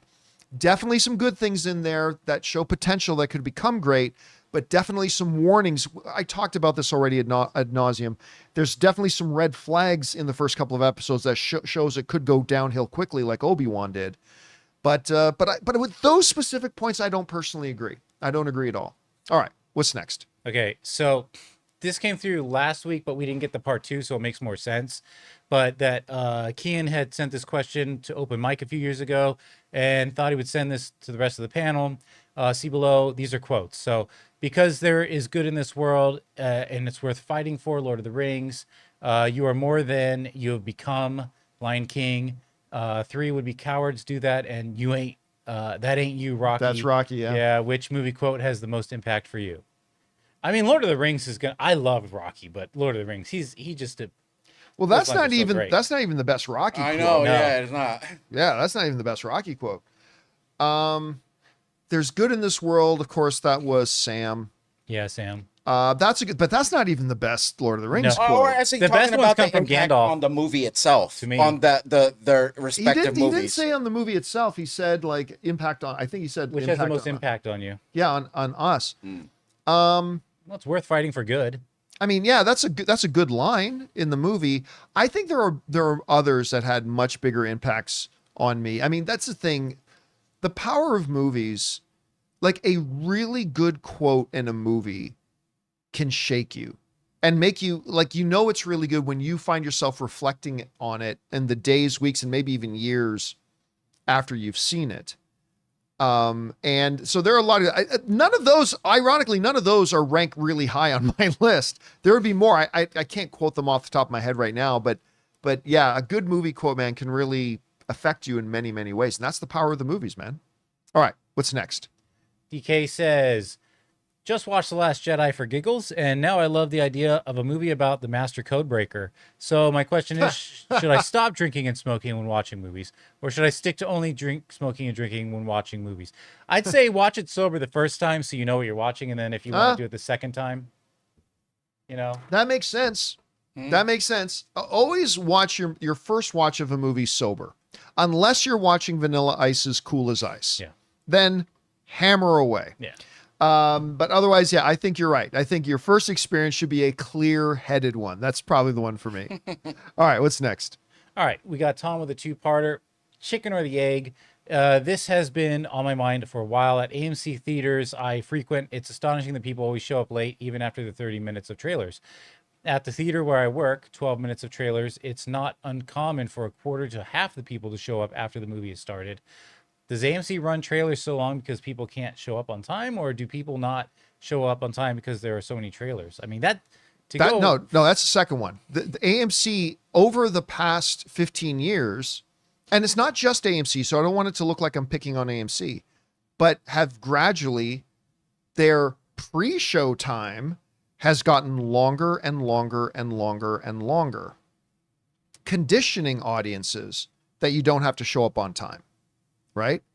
And then every once in a while, AMC particularly will pull a real dick move, and on the odd movie will start the movie after only 15 minutes, which is good, except that they've conditioned people that, oh yeah, our movie, like we say the movie starts at 7, but really it starts at 7:30. They've conditioned people to that. And so sometimes idiots like me will walk into an Indiana Jones movie 20 minutes after showtime when there should still be lots of trailers, but the movie actually started at 7:15 and I missed the first 5 to 10 minutes of the movie. So yeah, no, movie theaters are definitely trying to condition people more and more. It's stupid and idiotic, and they need to fix this. All right, what's next? Well, my balls will blot out the sun writes, hey, John, if you had to pick one impactful function of the movie-making process that is usually the unsung hero, that never gets the proper recognition and accolades it deserves, the O-lineman of the team, what would it be? Craft services for me. Storyboarding. Craft services, absolutely. That's the best part. Craft services. My favorite part was when I get to visit a set. Yeah. But no, it's storyboarding. You know, because it's the story. I mean, obviously, look, we're talking about unsung. I'm not saying storyboarding is more important than the writing or the directing. Not at all. But you're talking about unsung. Nobody pays attention or talks about storyboarding, because storyboarding is where the visual telling of the movie really starts to take its inception and starts to take form. Storyboarding dictates, you know, when it's like how a movie is going to feel and how it's going to look and the shots they're going to do. They basically, it's the beginning pieces of the visual element of the story. And a good storyboard artist, man, is worth their weight in gold. Now, I've made a couple of little movies. I've never been able to afford a storyboard artist, though. So, like, that's the one thing my thing's always missed. And I think my movies would have had, particularly the anniversary, I think would have really benefited from a storyboard artist first, because we were on set trying to figure out shots and stuff like that, when really all that should be done in advance by a storyboard artist. So I think that's really an underrated, unsung hero of the movie making process, is storyboard artists. There you go. All right, what's next? The Dark Nick says, hey, John and crew, this question is for Ray. How does Tales of TMNT look? The new trailer had all the buzz and charm of the Mutant Mayhem movie. Cowabunga, dude. You know what? I didn't know they released a trailer. I gotta watch it. I've never even heard of this. What is it? It's the series that they were supposed to make that was based off of the Mutant Turtles. Remember, we reported a story a while back, and it will follow each of the turtles in their own separate, I believe, separate little storyline. Sounds like the new Beatles movies they're doing. But what I did look at this weekend was there's a new Mutant Mayhem game coming out for the Switch, and I saw that. I'm gonna watch this trailer after the show. So I haven't seen it yet, so I can't give an opinion. I'm sorry. All right, what's next? Okay. It's pretty good. Will DLC says, with Under Paris somehow not being called Shark de Triomphe. That's the better title. What are they called? Yeah, Shark de Triomphe, like Arc de Triomphe. Oh. Are there any other obvious missed opportunities when it comes to movie titles? Well, I mean, everybody talks about it. Even Will Smith mentioned it. But the biggest, most obvious missed opportunity was calling the fourth Bad Boys movie Bad Boys for Life. They jumped the gun a little premature. Not that I would know anything about that, but they blew their load a little bit prematurely with the third film, calling the third film Bad Boys for Life. They should have saved that for the fourth one. I have two, and they haven't even released yet. Oh, okay. Zootopia should be called Tootopia. Zootopia, and Moana 2 should be Tuana. All you've done is just put the number 2 at the beginning of each of those things. I'm a genius. It should have been called 2 Star Wars and 2 Godfathers. No, that doesn't even, 2 and 2 Matrix. Two Godfathers kind of makes sense because there was the 2 of them. There's a flashback and the current. You guys aren't Yep. getting my naming convention right We here. typically don't. Yeah. I mean, Vin Diesel took your advice in Avantic, Too Fast, Not Too Furious. long, No, okay. So, I mean, there you go. Just put the 2 in front of it and you're good to go. 2 Titanic, There you go. 2 Avatar, You guys still don't get it. Bad Boys 2 Life. Yeah. Says Patrick in the live life. chat. To Bad life. Boys 2 Life. Okay. 2 Avengers. Okay, let's go. What's Let's next? go. Anonymous says, "Hey John, RE acceptable start times. My number one favorite theater chain is Harkins. Not only do they have many great perks, loyalty cup for soda refills, $30 popcorn pass. I'm sorry. I need to know more about this. What is this? What is this $30 popcorn pass? Is that like Maybe 30? that's per month. Is that you like could- $30 per month? And I you have just a feeling. you just get all the popcorn you want? I have a feeling. I need to know more about this. And where's the closest Harkins to us? Harkins. That will save me a lot of money. Because I get like an $8, $10 popcorn every time I go to the movies. Oh my God. Look Is at it? this. It is. We can't look at it. Receive 1 hot, fresh, medium popcorn each time you go to the movies, valid for up to 12 months. Or but 36, where's a Harkins? 36 total popcorn. So you Look at just pay locations. $30. I'm so wait. You pay $30. Wait, $30 gets you 30 popcorn. 36 total popcorns, but it's valid for up to 12 months or up to 36 total popcorns. So it's not $30 a month. No, it's $30 for the whole year, 12 months, 36 popcorns. right? It says add popcorn perks for only $30. Receive 1 hot, That's fresh 3 medium popcorn. popcorns a month. Over $250 value. Dude, just that $30 you spend on one trip to AMC. Because they probably know most people will buy the $30 and not cash in on it. How? Wait. Okay. Okay. you know find what? the closest They- Harkins theater They to need us. to be careful because Red Lobster did this with shrimp. And they're bankrupt now? And I ruined them. Yeah, I can see the correlation here. See where their locations are. No, Rob Damn. said he has one right next to his place. Oh. Remember, that's the theater Rob goes to. Holy crap! I want this so badly. Why are AMC and Regal not doing this? The closest thing AMC has is you buy that AMC bucket, but you have to bring that bucket every time you go. Okay, I think it's $30 a year, and I was like ready to do 3 a month. So Yeah, I was like ready. It's like all I have to do is get 4 or 5 popcorns, and that pays for it. Yeah, and if you- $30 for the year, And if you hit your 36, let's say Just for buy some it reason, again. just buy it again. that's $1 for a bucket of popcorn. Oh, and they even have yeah. a cup. So it's $3 soft drink refills every For time how- you bring that cup. I'm sorry. How much is it? $3 soft drink refills. refills. So refills, So it's like $3 pretty much each half time. price. Oh, so you buy A your cup. drink, And then it's half price every time you come with it. then Can we do that at AMC? I swore we could do that at AMC too. You bring a cup, one of the I souvenir think if you're an cups. A-list Does member, Harkins- you can refill. Do they charge like $80 a movie though? Like we're thinking. yeah, that's the catch. It's $85.99 to come to one movie. Yeah. That's how they make up for it. Okay, anyway, let's keep. I got to find out where the closest Harkness is. Okay, what's next? All right, but he says, or they- $20 for butter, says Marcus Y. $1 for your popcorn, but $20 for butter. but they almost always start their movies 10 to 15 minutes after the scheduled start time. That's not bad though. That's like ArcLight. That's a lot better than AMC or Regal. ArcLight only ran 3 trailers. Yep, that was their rule at ArcLight. 3 trailers, then the movie. That was their rule.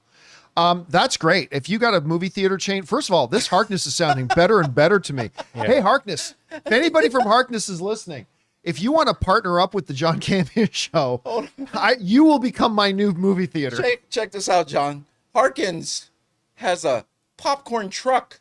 So if you have an event, they will bring their award-winning popcorn to your event in a truck. So it's just like Is if a you- daily broadcast of the John Campea Show considered an event? Yeah. Can they back up the Harkness truck up in front of my Oh house? my God, it's that good where they put it on a truck. I'm down. I'm down.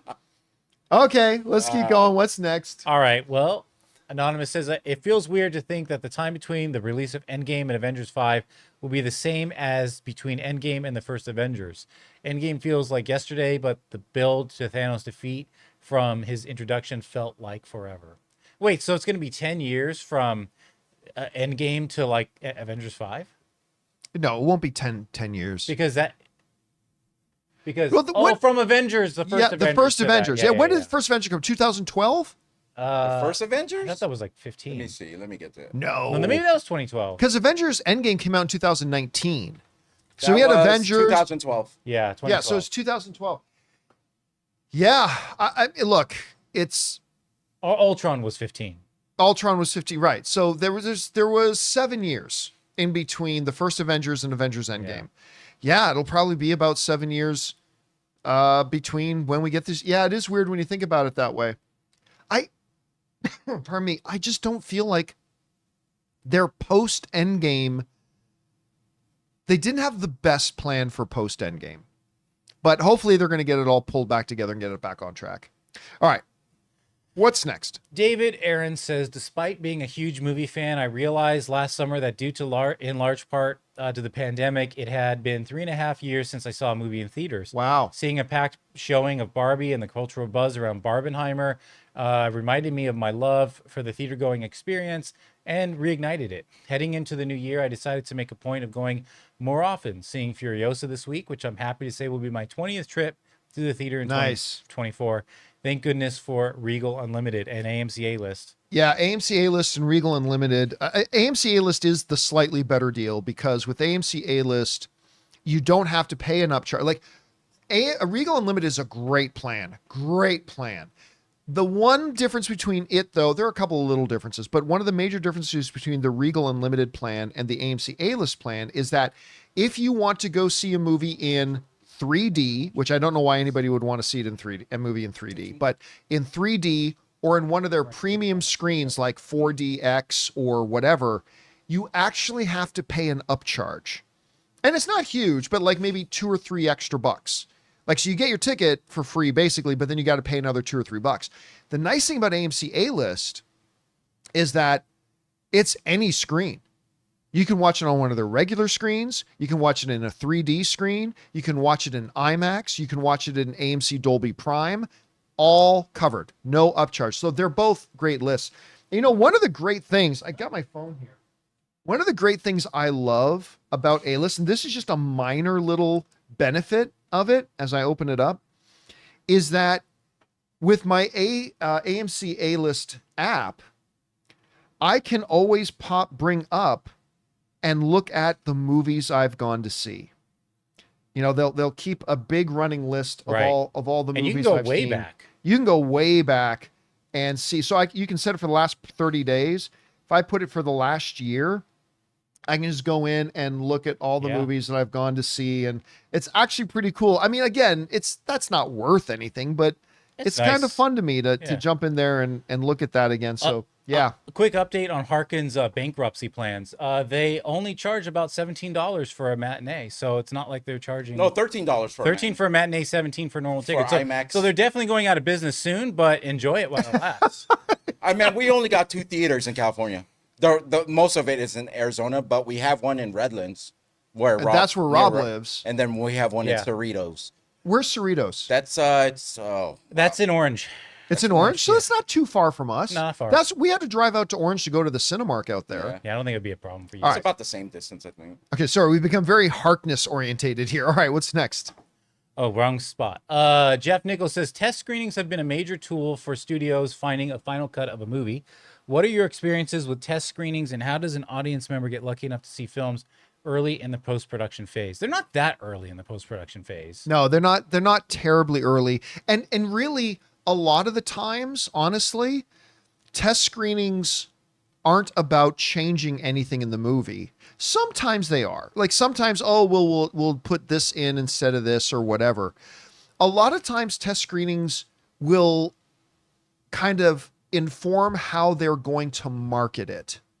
A lot of times the test screenings are just what worked for the audience, what didn't. Okay, these things are what worked for the audience. Let's lean into that with our marketing. Sometimes they'll shoot a couple of variations on scenes and get an audience see what worked, what didn't. A lot of times you'll find it. There'll be like advertisements for going to see these things. I remember I went to go see, which one was it? But not all the visual effects were done yet. I got to be a part of a test audience once for a movie, but they let us know the visual effects weren't all done. So a lot of the shots weren't in there. But here's the thing too. Never believe any reports you see about test screenings online. Right. Never believe it. Unless it's coming from the director, the studio, or from a major trade. Because when you go in to see these test screenings, you sign NDAs out the ass, where literally you are risking your future for the quick little thrill of telling your buddy who runs a website about the movie you just saw. So that's why I tell people, never believe anything you see. Test screenings were bad. Said who? Well, this Twitter handle I follow said the test screenings of that movie were bad. Yeah, I mean, you just don't believe it. But yeah, if you ever do get to be a part of one, just be ready to sign a document that says your life becomes forfeit if you ever whisper about this sort of thing. All right, what's next? Christopher says Endgame had a total of 56 named MCU characters with speaking roles. Of course, most of the focus was on the core 6 Avengers and a few others, but in total, Endgame had 56 named MCU characters. So 60 characters for the next Avengers movie is nothing new. But that's like treating the portal scene like it was just another scene. Like that, the portal scene in Endgame was like nothing we've ever had in cinema in history, right? So remember, the number wasn't 60. The number is at least 60. So let's not normalize that and say, well, I mean, it's nothing new. Listen, that thing that they did at the end of Endgame was something unlike ever seen in a cinema before. Like the gathering of that many characters, that many superstars, like all into this big, like wild thing that we'd never seen anything. That was orgasm inducing. And all you have to do is go online and look around YouTube about audience reactions in Endgame. Like you see what kind of thing it is, like being at the Super Bowl. For them to say that we've got another movie coming and we're going to exceed even that, that's not a ho-hum, been there, done that. That's remarkable. Or it'll be a big giant mess, right? But yeah, let's not pretend that this is a normal thing and it's kind of normal. I think it'll get to a point where they'll have a hard time choosing who to make in that 60, especially with the X-Men, Fantastic Four, and all that. And remember, nobody said 60. It's at least 60. I know. Could be 65, could be 70. I mean, who knows? 69, dudes! Or That's what it should 69. be. It should be, Jonathan. Just totally nail it on 69. All right, what's next? Anonymous says, hey, John and gang, love the channel. Another YouTuber mentioned Evangeline Lilly supposedly stepping away from Hollywood and boldly stated that no one would miss her as Wasp. I'd miss her as Wasp. I totally disagree and think she could lead an Avengers team. Your thoughts? Well, yeah, she publicly made the statement. She is stepping away from acting. Yeah. But no one would miss her? I mean, I'd miss her. I mean, yeah, a couple of caveats to that. In announcing her retirement from acting, she said she could come back. Okay, so it's sort of retired. I think it's really more of a hiatus that she's taking. I think it's more of a hiatus. By the way, Evangeline Lilly, good Canadian girl. Yet another, Canadians rule Hollywood. But, so, Wasp, I like Ant-Man and the Wasp. It's tough. It's a tough character to put in the forefront. It's a tough, despite the fact Despite that who- Wasp was a founding member of the Avengers, right? But Wasp, I liked her character more in the first Ant-Man before she became Wasp. I think they've dropped the ball a little bit on how they've handled Wasp. Yeah, She should have, they did. yeah, like it just, even in a movie, then the second Ant-Man movie called Ant-Man and the Wasp, it really was Ant-Man's movie with special guest the Wasp. And Ant-Man and the Wasp Quantumania, I mean, it was Ant-Man's movie with second or third level guest appearances by the Wasp. They never handled the Wasp.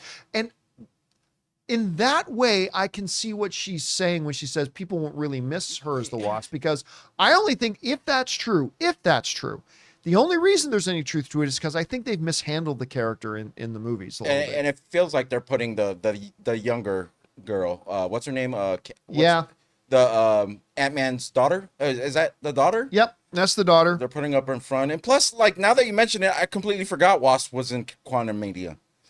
I completely forgot she was in there. Right? Now that I think about it, I was you like, can't be blamed for not even remembering that I was she like, was there. what scene did she do? Because they always do one scene where they kick ass, right? Yep. And I can't remember what she did in that film, actually. And listen, you know what? And that's the other terrible thing about that terrible movie, Ant-Man and the Wasp: Quantumania, was Cassie. That's her name. Cass. It's becoming another Iron Man thing, right? It's just slap a suit on them and anybody's a superhero. Like, I'm sorry, what qualifies Cassie to be a superhero? Like in the first Ant-Man, they take time and go in depth about, like, hey, you know what?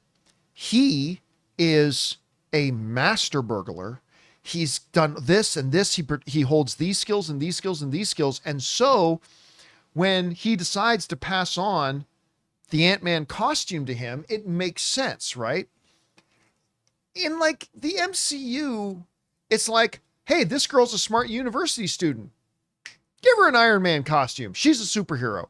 Hey, I'm Paul Rudd's daughter. Just give her an Ant-Man costume and she can be a superhero. And they didn't give him the proper time for us to accept these characters. To accept the characters, but also show some kind of qualification to be that. And well, I mean, to It's be at- fair, in Wakanda, she made those Iron Man suits. So I think if you're smart enough to make those things, you can do whatever you want. but that doesn't mean she can go into a super being fight. You know, I know. And what now the Spider-Man thing, as much as I hate the fact that Marvel had to make Spider-Man Iron Man Jr., he's still Spider-Man. I mean, right? So he yes. So I don't know. It's just one of the things that bugs me. The one person that I think of when you mention Quantum Mania, this is sad.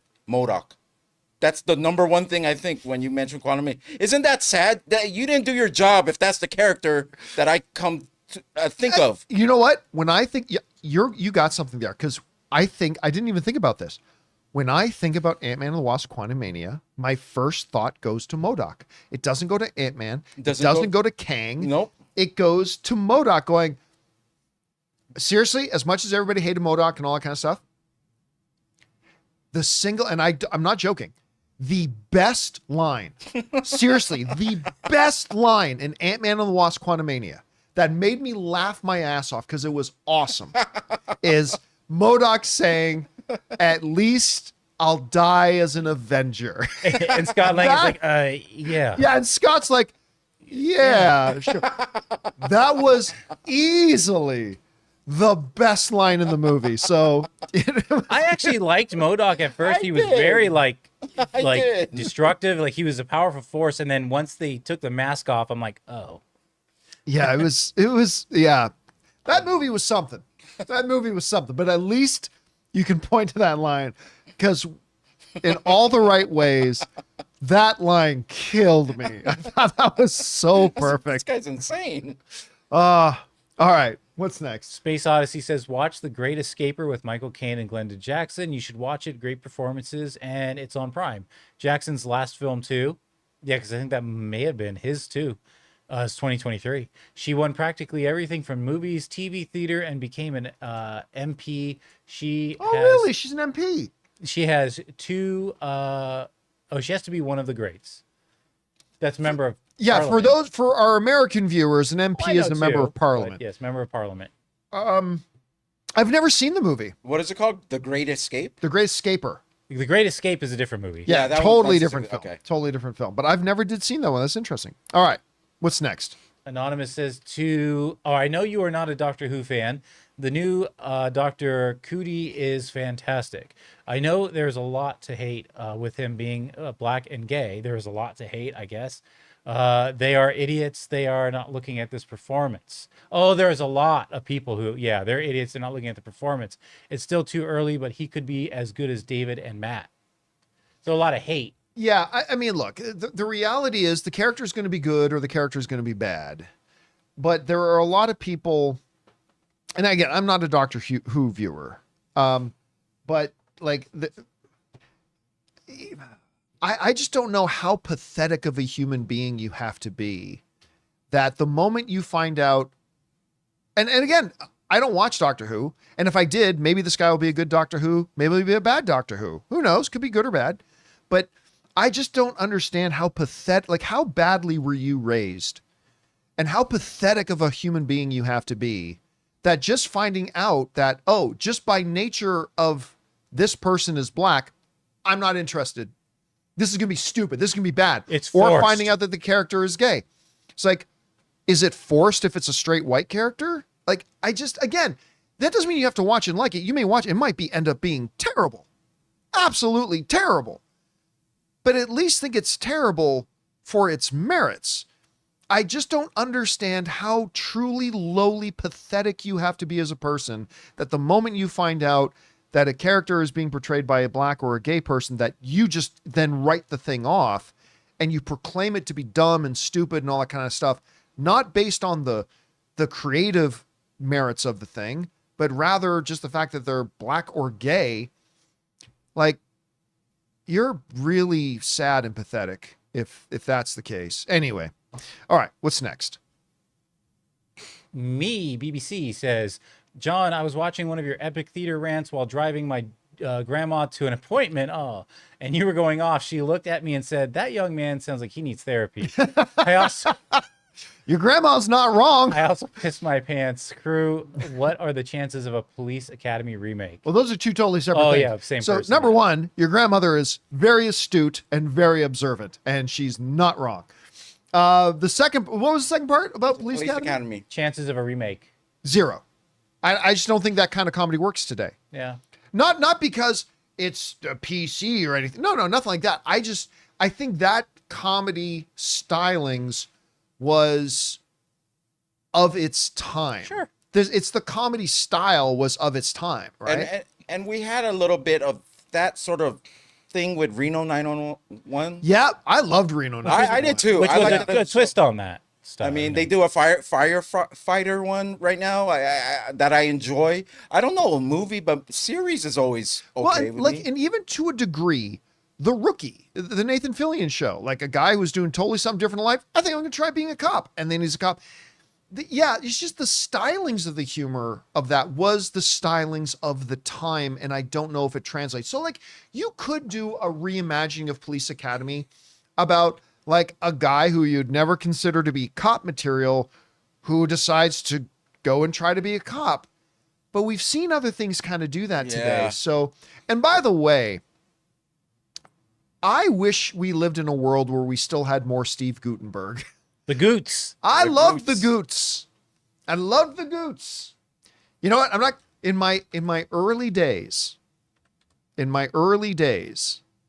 of being in Los Angeles, prior to meeting your sister. You're a Goots groupie? Nope. I was this stupid kid. Look, I'm a Canadian guy. Everybody comes to LA and Hollywood. Ooh, I'm going to date a bunch of actresses. So in my early weeks and months of being in Los Angeles, I dated a number of actresses.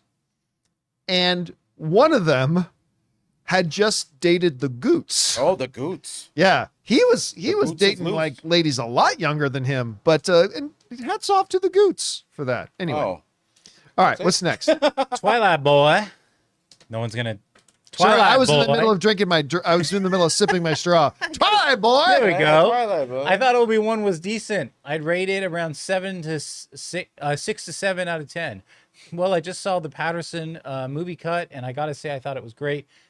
It told me that a great film may lie in these choppy Disney Plus shows, and why theatrical releases should be prioritized. Look, there's an old stereotype saying around that's like the movie's actually made in the edit room. That's not just a literal saying. I mean, that's you go out, you write it, you shoot it and everything, but it's in that edit room because a movie can come across so differently depending on how you edit it. And what the Disney Plus things have said to me is that Lucasfilm doesn't really know how to do a series. They think in terms of movies and then try to morph it, force it, if you will, like a square block into a round slot that they try to then force it into episodics and they stretch it out and it just, and yeah, Obi-Wan should have been a movie. It 100% should have been a movie. But you know, hopefully it's lessons they'll learn and they'll get better at it. Maybe. All right. What's next? All right, we got a second chance at this. Twilight boy. Twilight boy. If I ever get a friend or partner to watch Star Wars, I now got my order. Prequels, Solo, Obi-Wan Patterson cut, Rogue One, originals, sequels maybe, the show, or sequels, and then maybe the shows in between if they feel crazy. I would say if you're a good friend, you just show them the original trilogy. I would say Rogue One and then the trilogy. Yeah, or the actually, maybe. Yeah, maybe Rogue One and then the original trilogy. Now, look, I love The Force Awakens. I do. But I don't know if there's a real need to show them the prequels or the sequels, to be honest with you. Maybe, yeah, Rogue One and then the original trilogy. And they're feeling spicy Andor. What was the first line of that Facts of Life song? Like the take the good, you take the bad. Exactly. You take the good, you take the bad. Yeah. You love it as a whole. Demonetized. And you just, if you don't like some of them, then you know you should still accept that they're there. I accept that they're there. I accept that they're there. I got some idiots in my family that I acknowledge they're in my family. That doesn't mean I have to go visit them at Christmas time. I'm just saying. I mean, now everybody in my family is like, when is the last time John visited? Watch that show. I thought Spotlight was going to appear above me right now. 70% of our audience did not get that Facts of Life reference. Oh no, that's bad. That's in my childhood. Oh my God. All right, what's next? All right, Luis says, I believe movie theaters such as AMC should consider placing their advertisements in streaming services or cable commercials to entice audiences to visit their local movie theater.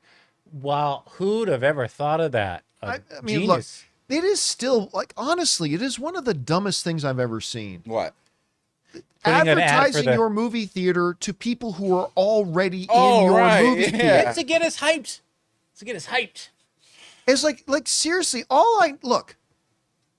Part of the reason why I have such a negative reaction every time the Nicole Kidman "We Come to This Place" ad comes up is not even it isn't even the commercial's fault. It's just like, okay, I've now sat through 25 fucking insufferable minutes of trailers to the point that I don't even remember which trailers are playing now because you just showed me 10 of them. And now, okay, fine, trailers are over. Fine. The movie was supposed to start 28 minutes ago. Okay, fine, we're going to start the movie. And then we come to this place. God, we got to sit through more. No, and it's for a commercial. Now, I know I've said this 100 times, but this is a perfect analogy for this. Showing me a commercial for a movie theater that I'm already sitting in is likened unto begging a girl to look at my Tinder profile while I'm in the midst of having intercourse with her. It makes no sense. What if she Why swipes do the I other need way? the girl to look at my Tinder profile if we're already waxing poetic? It makes no sense. I'm here. I'm in the theater. I've already got the popcorn. I've already got the soda. Why are you showing me a commercial for this place that I'm already sitting in? That It makes commercial no was meant sense. to be for like a on TV. It like was. If they watch Yes, cable. they did run it it. should be on Or TV. even a YouTube ad, or even if They're you have so- to put it on your screen. They're so proud of it. The pre trailer where they show the people taking pictures for AMC, share AMC. It should come It should before be the a part of that trailers. package. You know where they don't show me Tesla ads? What does that sound? I hear it too. Yeah, it's my phone. It's playing Facts of Life. It's suddenly 9 Inch Nails just started playing on my phone. Oh my God. Anyway, so you know where where I'd never see an ad for a Tesla? In my Tesla. Because I've already got it. I'm in it. You know where I do see ads for Tesla? Online places that there isn't a Tesla. Mm-hmm. You know where I see commercials for McDonald's? When I'm not in a McDonald's. Movie theaters should be advertising on TV.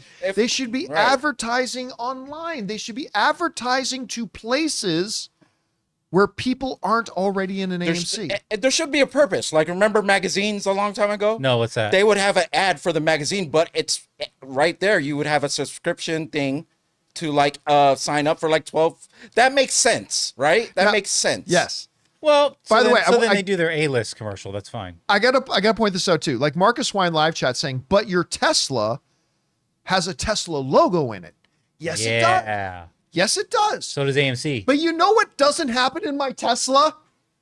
Every time you start it up, or your Toyota, or your Ford, or your whatever car you like to drive. That when I get in my car It doesn't start. and Mine try to doesn't. put it into drive, it says, we understand you'd like to start driving. Before you drive, let's watch this 45-second Tesla commercial on your center screen. We come to this. Now we come to this car. because accidents feel better in a place like this. Accidents feel better. And they don't prevent me from starting my purpose of being in the car for 45 seconds to watch an ad. Like, what? I'm in your theater. Why are you already a movie that's already 25 minutes late to start? Why are you making me now wait another 45 seconds to watch an ad I've seen 75 times? Of a lady who doesn't like watching movies with other people. Yes, a lady who books private theaters apparently with nobody else in We them. can't relate to her. I don't get it. We can't relate Well, to even her. before you get to that ad, you still have to do the Coca-Cola ad after the trailer. That's fine. And then there's the- I'll accept that. And if I you're don't. and if you're in a premium theater, you have to either do the Dolby commercial or the IMAX commercial, and then it's Nicole. Good God, that's the other thing. Like, I love the Dolby Prime. I love it. But damn it, now they're playing a Dolby. Now there's a yeah, Dolby the sun where they commercial. show the moon or the Not sun. just that, now they got the other one where they talk to like the 5 directors. Yeah. I like telling my stories. Oh, the one we saw at And the CinemaCon. Dolby thing. Yeah, they play that now in front of. So now I've got 25 minutes of trailers and like a Coke or Pepsi thing. And we come to this place Nicole Kidman thing, and the Then Dolby we had to sit little through a damn presentation. movie. Like, And then who you even gotta wanted sit to through go the to a movie? Anyway, all right, sorry, we're running behind. Let's keep going. What's next?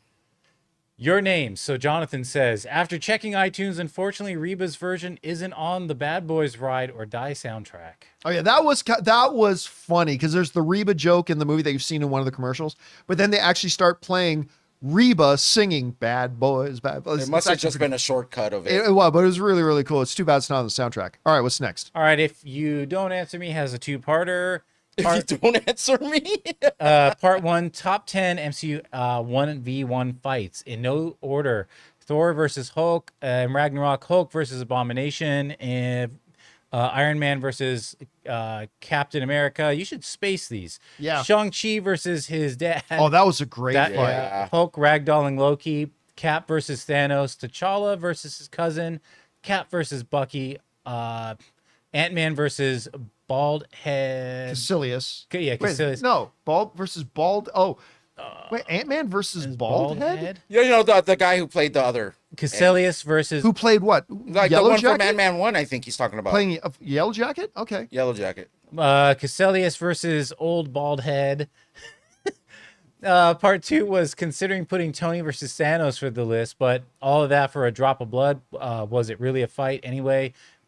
In the old X-Men show, Beast says the mutation was partly from gamma radiation.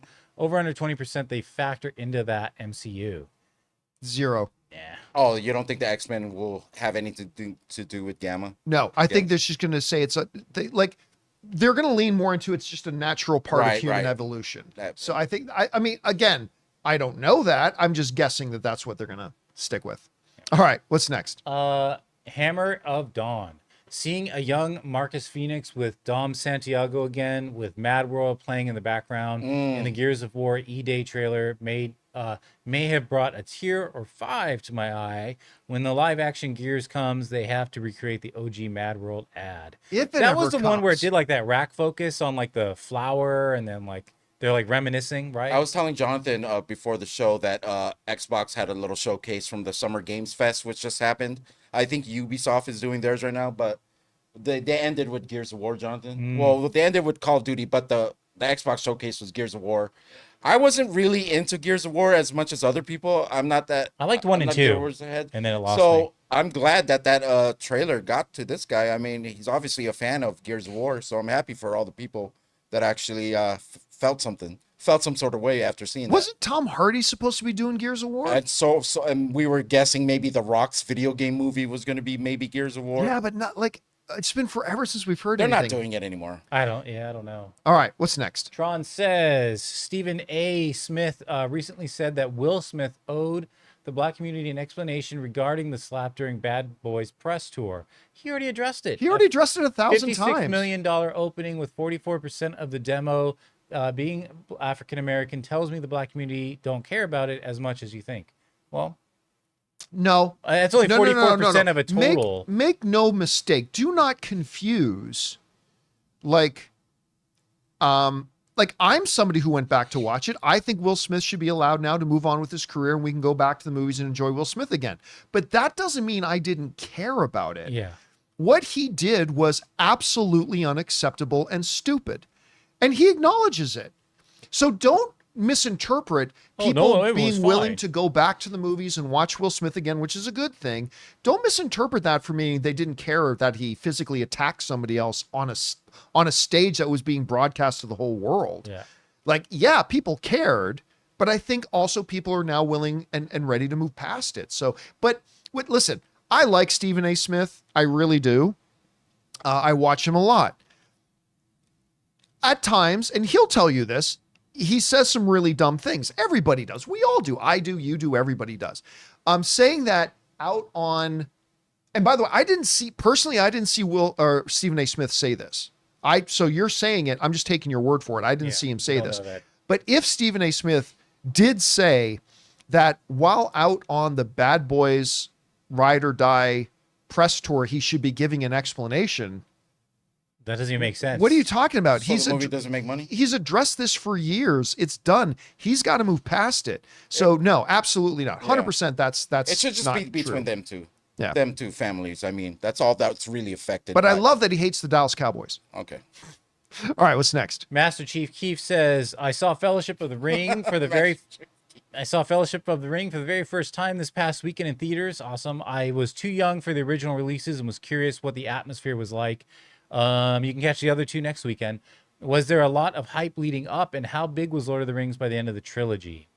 Oh, it's huge. Because actually, the first teaser trailer that came out for Fellowship at the end said, in 2002, The Two Towers, in 2003, Return of the King. So we were already like, oh, this is going to be a trilogy right off the bat. You guys, like, the anticipation building up to that was unbelievable.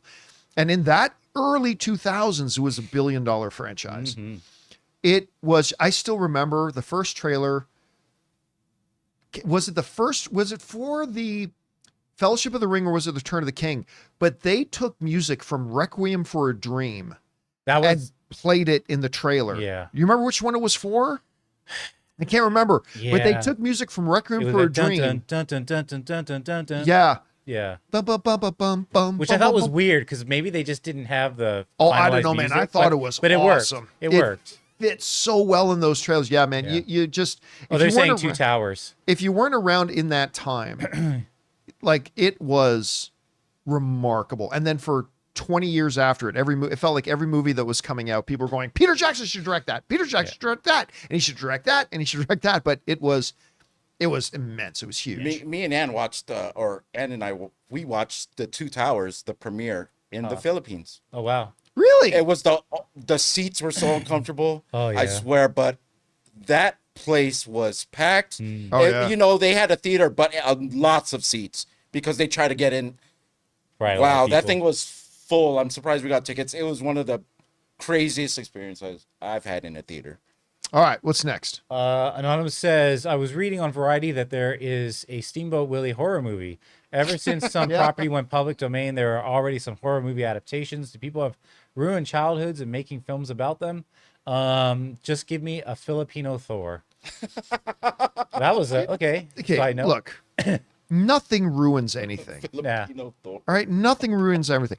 I still remember having this conversation with people when the prequels came out, saying George Lucas just ruined Star Wars. This is where the phrase came. They raped my childhood by putting out these prequels and blah blah blah. It's like, okay, first of all, even if the prequels were the worst movies ever made in history, and they're not, they're bad, but they're not like. But even if they were the worst movies ever made in history, they literally did not do a thing to the original Star Wars. It doesn't do anything to it. It does not ruin Star Wars. It doesn't do anything.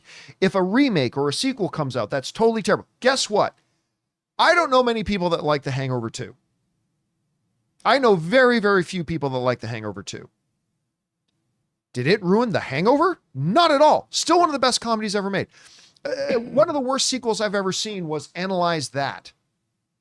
Remember that? Yeah. Robert De Niro and Billy Crystal. Billy Crystal, yeah. It was a terrible sequel. The first one, Analyze This, still magnificent. Didn't hurt it in the least, right? Not the slightest. So somebody coming out and doing like Pooh, Blood and Honey, it does not ruin Winnie the Pooh.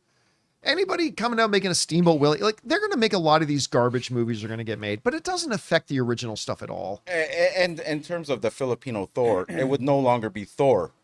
You'd have to spell it a different way. It'd be like T-O-R. It'd be Tor. Tor. And the hammer. Thor. I'd see. And by the way, Thor is public domain. Oh.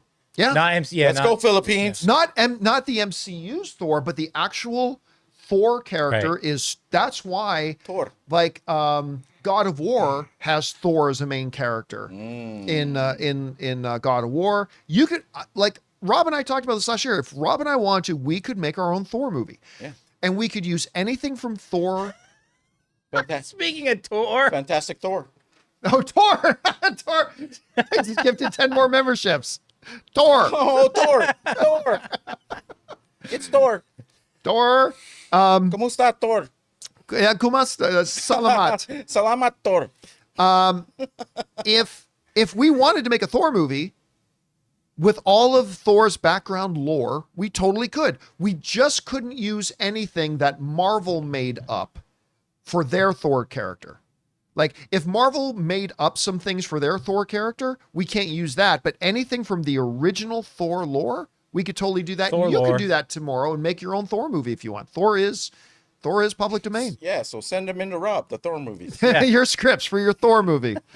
Thor Ragnarok, says Cyril Malston. Thor Ragnarok. Thor. All right, what's next? Kaladin Stormbless says, "Hey John, I'm borderline obsessed with the Stormlight archives, but even I will admit its biggest flaw by far is that the prelude and the prologue throw way too much information at you. It can really dissuade new readers. However, in my opinion, once you get to the real first chapter, it actually eases you into the world. I really hope you give it another try one day, because I'm not being dramatic when I say it's the greatest sci-fi fantasy story ever told. I mean, just the badass quote alone makes it elite. You sent him to the sky to die, assassin, but the sky and winds are mine. I claim them as I now claim your life." So what he's referring to is a number of our viewers have been writing saying I should really try this new book series called the Stormlight Archives. So I finally took our viewers up on it, and I downloaded the audiobook for the first one, because there's several books in the series. There seems to be a lot. I downloaded the first one, and I decided, like, Ann and I go to the UFC gym every morning, and I spend the first amount of time there on the treadmill. The Way of the Kings. That's the name of the first one. So I pop on my headphones, got on the treadmill, and I tapped out after about 15 minutes, because it's this prelude that's like just throwing like tons of names and tons of everything at you. I'm like, I'm not sure I understand what's going on here even. So I finished my time on the treadmill, turned it off, and I haven't gone back to it. No. What I think, and I said this on open mic the other day, what I think maybe I need to do is just download the book to my Kindle app And read it. and actually physically read it, and maybe then it'll. But I'm glad he just said that hey, listen, you know what? You're not the only one who kind of finds that opening convoluted, because it was kind of rough trying to get through it. Whereas, I compared it to a book like The Hobbit. The Hobbit does such a great job. It's one of the reasons one of my all-time favorite books is that it just eases you in. It invites you into this new world and kind of takes you by the hand and walks you into this new world. And Stormlight did not do a good job of that. So I don't know. I'll probably give it another go at some point. All right. What's next? Brandon Salad says, hey, crew. Inside Out showed us that core memories create essential pillars of who we really are. For example, Riley playing hockey at a young age created her love for the game. What's a core memory that made you who you are and what you love? My mom taking me to see Star Wars or showing me Star Wars for the first time. That's my earliest childhood memory. I don't that like I've had vague recollections of that and then nothing for years after that.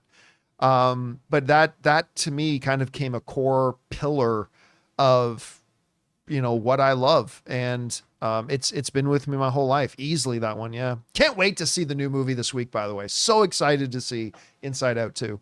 All right, what's next? Anonymous says, someone suggested Stormlight Archive for you. That's like throwing someone into the deep end.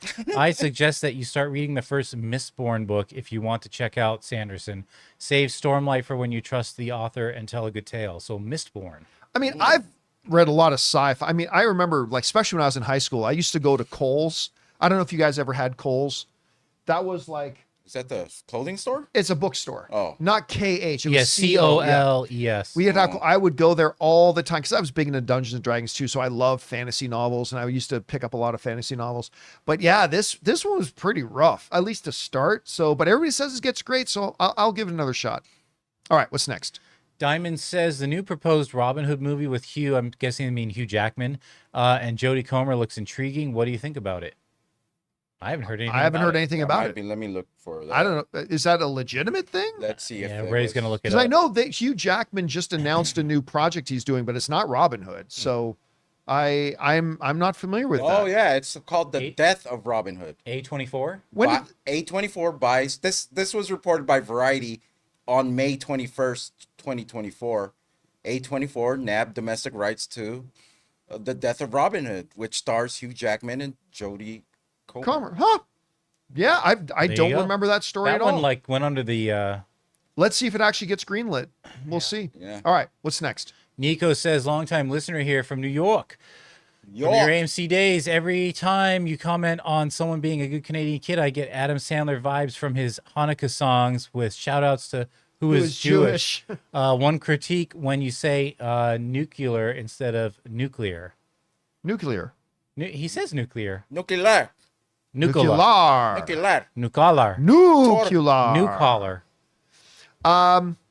Yeah, I'm Nuclear. actually thinking, I was thinking about doing an editorial video just for Americans. Just like, here is all the big stars today that you don't even realize are Canadian. And start with the obvious ones, you know, Ryan Reynolds, Ryan Gosling, Rachel McAdams, stuff like that. And then like going through the list of like all these people that you probably never even realized were Canadian. Even, damn, and I'm freezing on his name. See? Sorry, the big guy, the big guy who is the bad guy ape in the new Planet of the Apes. Oh yeah, Elon Musk. Yeah, the Elon Musk lookalike guy. He's Canadian. Even he's I don't know his Canadian. Anyway, all right, what's next? Moving on to our members.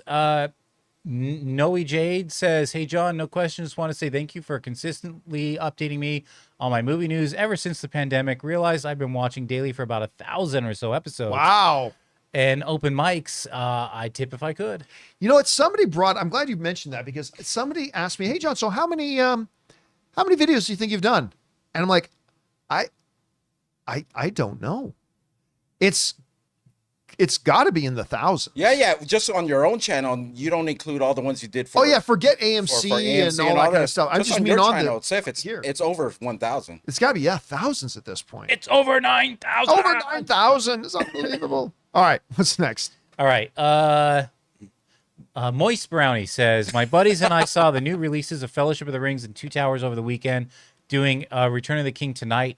I would have stretched them out over 2 weekends, but I'd never seen the trilogy on the big screen before, so witnessing the Battle of Helm's Deep on a big-ass screen with my mates was quite an experience. Wait to Return of the King. It Well, is see. basically, I think the Lord of the Rings films are the poster child of watching a movie the way it's meant to be seen on the big screen is a different experience.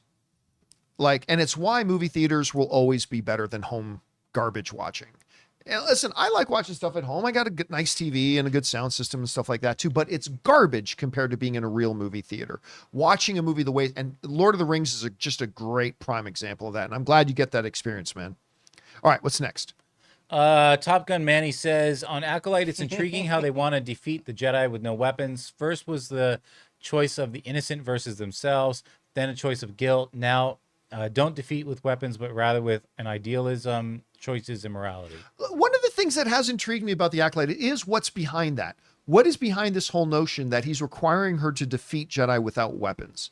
Although, understanding how much the Jedi Masters are handing her ass in these fights, I have a feeling if it became a lightsaber duel, she'd be dead. Oh, yeah. But still, I am curious to know what's behind that. Is it a trial kind of thing? I'm curious to find out what the answer to that is. All right, what's next? Top Gun Manny's back and says, Acolyte theory, the Jedi did something morally questionable and the Acolyte could be doing the right thing from a certain point of view. If they explore that, it could lead to some thoughtful questions on right and wrong and where the Jedi land in that spectrum. One of the telling moments was when she was talking to the really odd looking Jedi Master guy. And he says, we thought we were doing the right thing. It's a common classic trope in some great storytelling when you have like a villainous figure arises from something that somebody else thought was doing the right thing. And it ended up being horrible because whatever is the right decision from your perspective could be a horrible decision for somebody else. I am curious to see what that decision was. But I still think the thing is like the Sith character is still taking that information and twisting that for me. Oh, absolutely. So absolutely. All right, what's next? All right, Lori Howard says, hello, my film-loving friends. So after the Bad Boys Weekend box office, what's a reasonable next step for Will Smith to rehab his reputation and career besides making good movies, given in a crapshoot? I think it is just keep making more movies. I mean, that's it, right? Like, if you make nothing gets people, look, winning cures everything. That's it. Winning cures everything. He puts out a fun, entertaining, successful Bad Boys movie. That goes over a lot. That does a lot. And so I think he just needs to continue doing that. And you know what? I think it would be good for him. Like, I know he already did Emancipation, right? Which was not the right movie for it to be his first movie to come out after the slap incident. But, you know, what were they going to do? They made this movie. They needed to get it out. I get it. But I think leaning into comedy, lighthearted comedy and some action for the next couple of films would be wise. And then maybe get more back into his serious stuff. But we'll see it all kind of unfolds. All right, what's next? Carmela Smith says, hey, John, James Gunn just confirmed that Vigilante will be returning to season 2 of Peacemaker. I love this news. Never doubted it. I mean, you got it. Vigilante. I mean, like, Peacemaker is Peacemaker's show. But outside of Peacemaker, Vigilante was the MVP. I absolutely love that. Never had any doubt, but it's good to hear that it's confirmed. All right, time for 2 more. What's next? All right. Quick NBA question. Hey, this is from Mike. Hey, John and crew. I haven't been watching the NBA Finals, but I've seen that the Mavs are down 0-2. I'm not a Kyrie at all, but I like Luka, and I'm very disappointed that they still haven't won a game. Also, just graduated from high school 2 days ago. Thanks for being on the field. Hey, congratulations, man. That's awesome. Listen, the big problem with this series is Luka has 3 significant injuries: his ankle, his knee, and what they're describing as a chest contusion. I don't know what it means, but I saw they had to wrap him up like a police bullet vest, which can't be good. And you see him laboring and having a hard time. It's tough when the best player in the game is on 2 wobbly wheels and has a broken down... Against a young, hungry team. Yeah, against a young, athletic... I almost think the Timberwolves would have been a better matchup. The Timber may be, except that, you know, Anthony Edwards doesn't have a gas tank, so he probably. But then also, they have Anthony Towns, who could probably. They had him, and they had the 6th man of the year, and the defensive player of the year. You put him in the middle. He could have done a lot for them. They need some young legs. Because one of the things that's happening a lot with such a young athletic team, they are getting into the key fairly easily. Yeah. They're penetrating. If they had a Gobert in there clogging that up, or it would probably go a long way. But it's uphill battle. It's very difficult because it sucks because you can see Luka is laboring so hard. And he needs help. Kyrie hasn't been doing anything lately. The problem is Kyrie, who some people might argue is a top 3 best one-on-one player ever in the history of the NBA. he's losing the one-on-one battles. Boston is playing terrific defense, man. They are playing exceptional defense. So you combine that with the fact that Luka is completely broken down at this point. Right.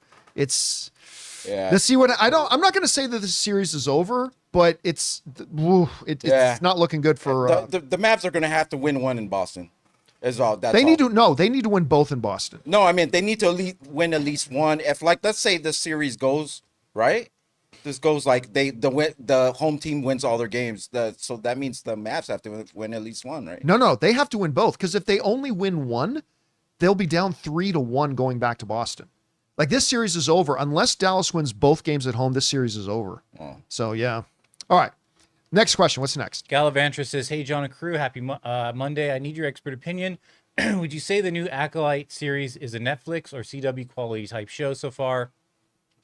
Thanks in advance for your answer and bring on the filthy." I think it lies somewhere in the middle. It's neither. It's neither. It is neither a CW show nor is it an HBO or a Netflix series. It has both moments. Yeah, it's had moments of both. So I would say it is neither. Right now it is somewhere in the middle. It may, as we get into episodes 3, 4, and 5, it could lean more CW or lean more Netflix. We'll see. But right now I'd say the answer is neither. All right, guys.